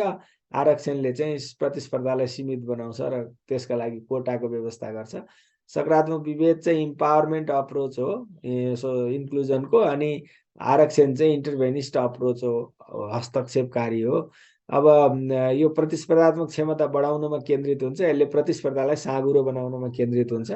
सकारात्मक विभेदले योग्यता प्रणालीलाई प्रवर्धन गर्छ अनि आरक्षणले चाहिँ कमजोर बनाउँछ भनिन्छ। यसले गुणात्मक सहभागिता गराउँछ, सकारात्मक विभेदले। यसले चाहिँ संख्यात्मक समावेशिता सहभागिता गराउँछ। अब सकारात्मक विभेद बाध्यकारी हुँदैन, अब आरक्षण चाहिँ बाध्यात्मकै हुने भयो। अनि सक्षम वर्गसँग प्रतिस्पर्धा गर्न सक्ने बनाउन खोज्छ सकारात्मक विभेदले। निश्चित वर्गभित्र मात्रै प्रतिस्पर्धा गराउँछ आरक्षणले। यी चाहिँ भिन्नताहरू हुने भए। अब आरक्षण र सकारात्मक विभेद बीच यसका दुर्बल सबल पक्ष के छन्, उदाहरण सहित व्याख्या गर्नुहोस् भन्ने। यो सबल पक्ष, यो आरक्षण सकारात्मक विभेद जे भने पनि यसको चाहिँ सरकार र सार्वजनिक संस्थाको सामाजिक वैधता बढाउँछ यसले, यो एउटा मेजर सबल पक्ष हो। अन्तर सांस्कृतिक सक्षमता, फरक फरक सांस्कृतिक समूहका व्यक्तिसँग फरक क्षमता हुन्छ, एक ठाउँमा काम गराएपछि त्यो सक्षमताको लाभ प्राप्त हुन्छ भन्ने हो। विविधताको लाभ, डाइभर्सिटी डिभिडेन्ड, स्वामित्व र अपनत्व भाव सबैको हुन्छ। द्वन्द्व समाधान र विविधताको व्यवस्थापन गर्न सहज हुन्छ यसबाट। ऐतिहासिक गल्ती बापत चाहिँ क्षतिपूर्ति पाउँछन् त्यो वर्ग जो पीडनमा परेका, बहिष्करणमा परेका हुन्छन्। राष्ट्र निर्माण र राष्ट्रिय एकता अखण्डता मजबुत बनाउन सजिलो हुन्छ। सबै मानिसमा प्रतिस्पर्धाका लागि समान आधार र अवसर सिर्जना हुन्छ हैन। पहिचान, पहुँच, प्रतिनिधित्वको सुनिश्चितता हुन्छ। सामाजिक न्याय र समानता, मनोबल र आत्मसम्मान सम्बन्धित वर्गको बढाउँछ यसले।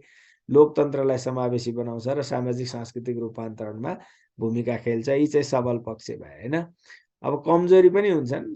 समावेशीकरण, आरक्षण, सकारात्मक विभेदका प्रतिस्पर्धात्मक क्षमता बढाउन कठिन हुन्छ, किनभने मलाई आरक्षित गरिहाल्छ भन्ने हुन्छ, मान्छे आफूलाई क्षमता बढाउँदैन। अनि राज्यप्रतिको निर्भरताको मानसिकता व्यक्तिहरूमा चाहिँ हावी हुन्छ। अभिजात वर्ग बढी लाभ पाउँछ यसबाट। वास्तविक समावेशीकरण नहुन सक्छ है, डबल डिसएडभान्टेज यिनीहरूले। अनि यस व्यवस्थाको सही सदुपयोग भएन भने चाहिँ यसको बढी दुरुपयोग हुने, सही ढङ्गले प्रयोग गर्न सकिएन भने चाहिँ यसको दुरुपयोग हुने सम्भावना हुन्छ, नक्कली बनेर लाभ लिने हुन्छ। एकपटक दिएको सुविधा फिर्ता लिन फेरि कठिन हुन्छ। यो त अल्पकालीन औजार हो, तर एकचोटि दिएपछि महिलाको अधिकार, जति सक्षम महिला हुँदै गए पनि फिर्ता लिन कठिन हुन्छ, अथवा जात जातिको सबैको। समावेशीकरणको सुविधाबाट वञ्चित जो हुन्छ ऊ चाहिँ द्वन्द्वमा जाने सम्भावना रहन्छ, फेरि त्यो पनि कमजोर पक्ष हो। क्षमतावान व्यक्तिमा नैराश्यता आउन सक्छ, प्रतिभा पलायन हुन सक्छ, योग्यता प्रणालीमा नकारात्मक असर पार्न सक्छ। यो ग्लास सिलिङ इफेक्ट देखा पर्न सक्छ भनेको चाहिँ समावेशी गरेर सङ्गठनभित्र त ल्यायो तर माथि जान फेरि सक्दैन क्षमता नभएर, त्यो हुनु भनेको राम्रो होइन। अनि प्रतिस्पर्धात्मक क्षमता र सङ्गठनात्मक उत्पादकत्व र प्रभावकारिता घट्न सक्छ यसले गर्दा, र कोटाका कारण त तिनीहरू त्यहाँ पुगेका हुन् भन्ने किसिमको विश्वास, सोच विकास हुँदाखेरि ती आरक्षणबाट, सकारात्मक विभेदबाट जाने मान्छेहरूको स्वाभिमान र आत्मसम्मानमा चाहिँ चोट पुग्न सक्छ। यस्ता दुर्बल पक्ष हुन्छन् है। नेपालमा के व्यवस्था छ त तपाईँले बुझ्नुभएकै छ। यी कुराहरू यहाँ मैले लेख्दै छु, डिटेलमा जान्न होइन। संविधानमा भएको, ऐनमा भएको पहिला पनि आइसके। तर कमजोरी के छन् भने हाम्रोमा चाहिँ सम्बन्धित समूहको क्रिमी लेयर जुन छ नि, तरमारा वर्ग भन्ने सर्वोच्च अदालतले एउटा फैसलामा होइन, क्रिमी लेयरले मात्रै लाभ लिएको देखिन्छ, जो वास्तवमा पाउनुपर्ने हो उसले नपाएको देखिन्छ। दोहोरो वञ्चितीमा परेकाले प्राथमिकता पाएका छैनन्। अब 3 जना महिला भयो, त्यो 3 जना महिला मध्ये छान्नु पर्यो भने चाहिँ खस आर्य भन्दा चाहिँ जनजातिभित्र के अरे मधेसी वा मधेसीभित्र दलित यसरी डबल डिसएडभान्टेजलाई प्राथमिकता पाउनु पर्थ्यो, त्यो छैन।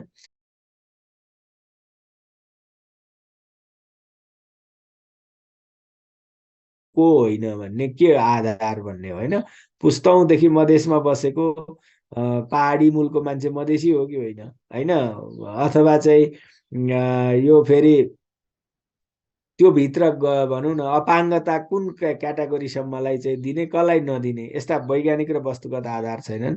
आरक्षित माथिको तहमा पुग्न कठिन छ भनेको ग्लास सिलिङ इफेक्ट चाहिँ हामी कहाँ पनि देखिएको छ। अभिलेख व्यवस्थापनको अभाव छ हामी कहाँ आरक्षितहरूको, अनि प्रभाव मूल्याङ्कन गरेर पुनरावलोकन गर्न 10 वर्षमा गर्ने भनेको होइन। अब अहिले 49मा आएको ऐन अहिले चाहिँ 80 हुँदाखेरि सम्म पनि 60, 70, 80, 30 वर्षमा पनि यो चाहिँ पुनः रिभ्यू हुन सकेको छैन। अब 59 तर 62, 63 को हो, 20 वर्षमा पनि हुन सकेको छैन भन्ने कुरा, या फेरि त्यही कुरा चाहिँ आएछ। यो भइसक्यो है, अगाडि नै मैले यसमा गइनँ, अलिकति मिलाएको भएन, रिपिट भयो है। यिनै कुराहरू हो आजको। अब यसको मैले सुरुमा दिएको क्वेसनलाई चाहिँ तपाईँहरूले एकचोटि त्यो मध्येको कुनै एउटा क्वेसन गरेर आउनु होला। भोलि पनि त्यसै गरी नै सुरु गर्छु मैले। अहिलेलाई यति नै गरौँ होइन। कानुन निर्माण प्रक्रिया भनेको ऐन निर्माण मात्रै लेख्ने हो, त्यो मात्रै हो कानुन निर्माण भनेको है। नीति निर्माण चाहिँ यो ऐन निर्माण र त्यो हो, अरू कुरा लेख्नु परेन। निर्देशक सिद्धान्तको उदाहरण भनिदिनु है, सधैँ कन्फ्युज भइन्छ। नीति र निर्देशक सिद्धान्तको उदाहरण दिएर भनिदिनु भनेको त नीति र निर्देशक सिद्धान्त त संविधानमै फरक छ नि, उदाहरण किन दिनु पर्यो र। अब धारा 50 का 4 वटा निर्देशक सिद्धान्त भए, ती एकदम लङ टर्म ओरिएन्टेड, दीर्घकालमा राज्यलाई राजनीतिक रूपमा कहाँ पुर्याउने, सामाजिक रूपमा कहाँ पुर्याउने, आर्थिक रूपमा कहाँ पुर्याउने र अन्तर्राष्ट्रिय सम्बन्धमा कहाँ पुर्याउने भन्ने भिजनरी गाइडलाइनहरू हुन् भने, नीति भनेको चाहिँ तत्कालमा के गर्ने भन्ने नै हो, तर त्यसलाई स्रोत साधन र क्षमता अनुसार ऐन कानुन नियम बनाएर कार्यान्वयन गर्ने कुराहरू हुन् तिनीहरू भनेको चाहिँ होइन। ल, खुला सूची बन्द सूची भन्नुभएको छ, कानुन निर्माण ऐन निर्माण प्रक्रिया। अब खुला सूची भनेको चाहिँ त्यसमा सूचीमा भएका मान्छेहरू मध्ये सिरियल क्रममा तलकोलाई माथि, माथिकोलाई तल गर्न सकिन्छ, खुल्ला सूची हो। बन्द सूची भनेको चाहिँ जे सिरियल क्रम पठाएको छ त्योबाट मात्रै छनौट हुने, तलकोलाई माथि ल्याएर पठाउन नमिल्ने छ भने त्यो चाहिँ बन्द सूची। अथवा बुझाएको सूची चलाउन नपाइने छ भने बन्द सूची, बुझाएको सूचीमा पछि फेरि दलले निर्णय गरेर पठाउने छ भने त्यो चाहिँ खुल्ला सूची हो है। यति नै गरौँ आज ल।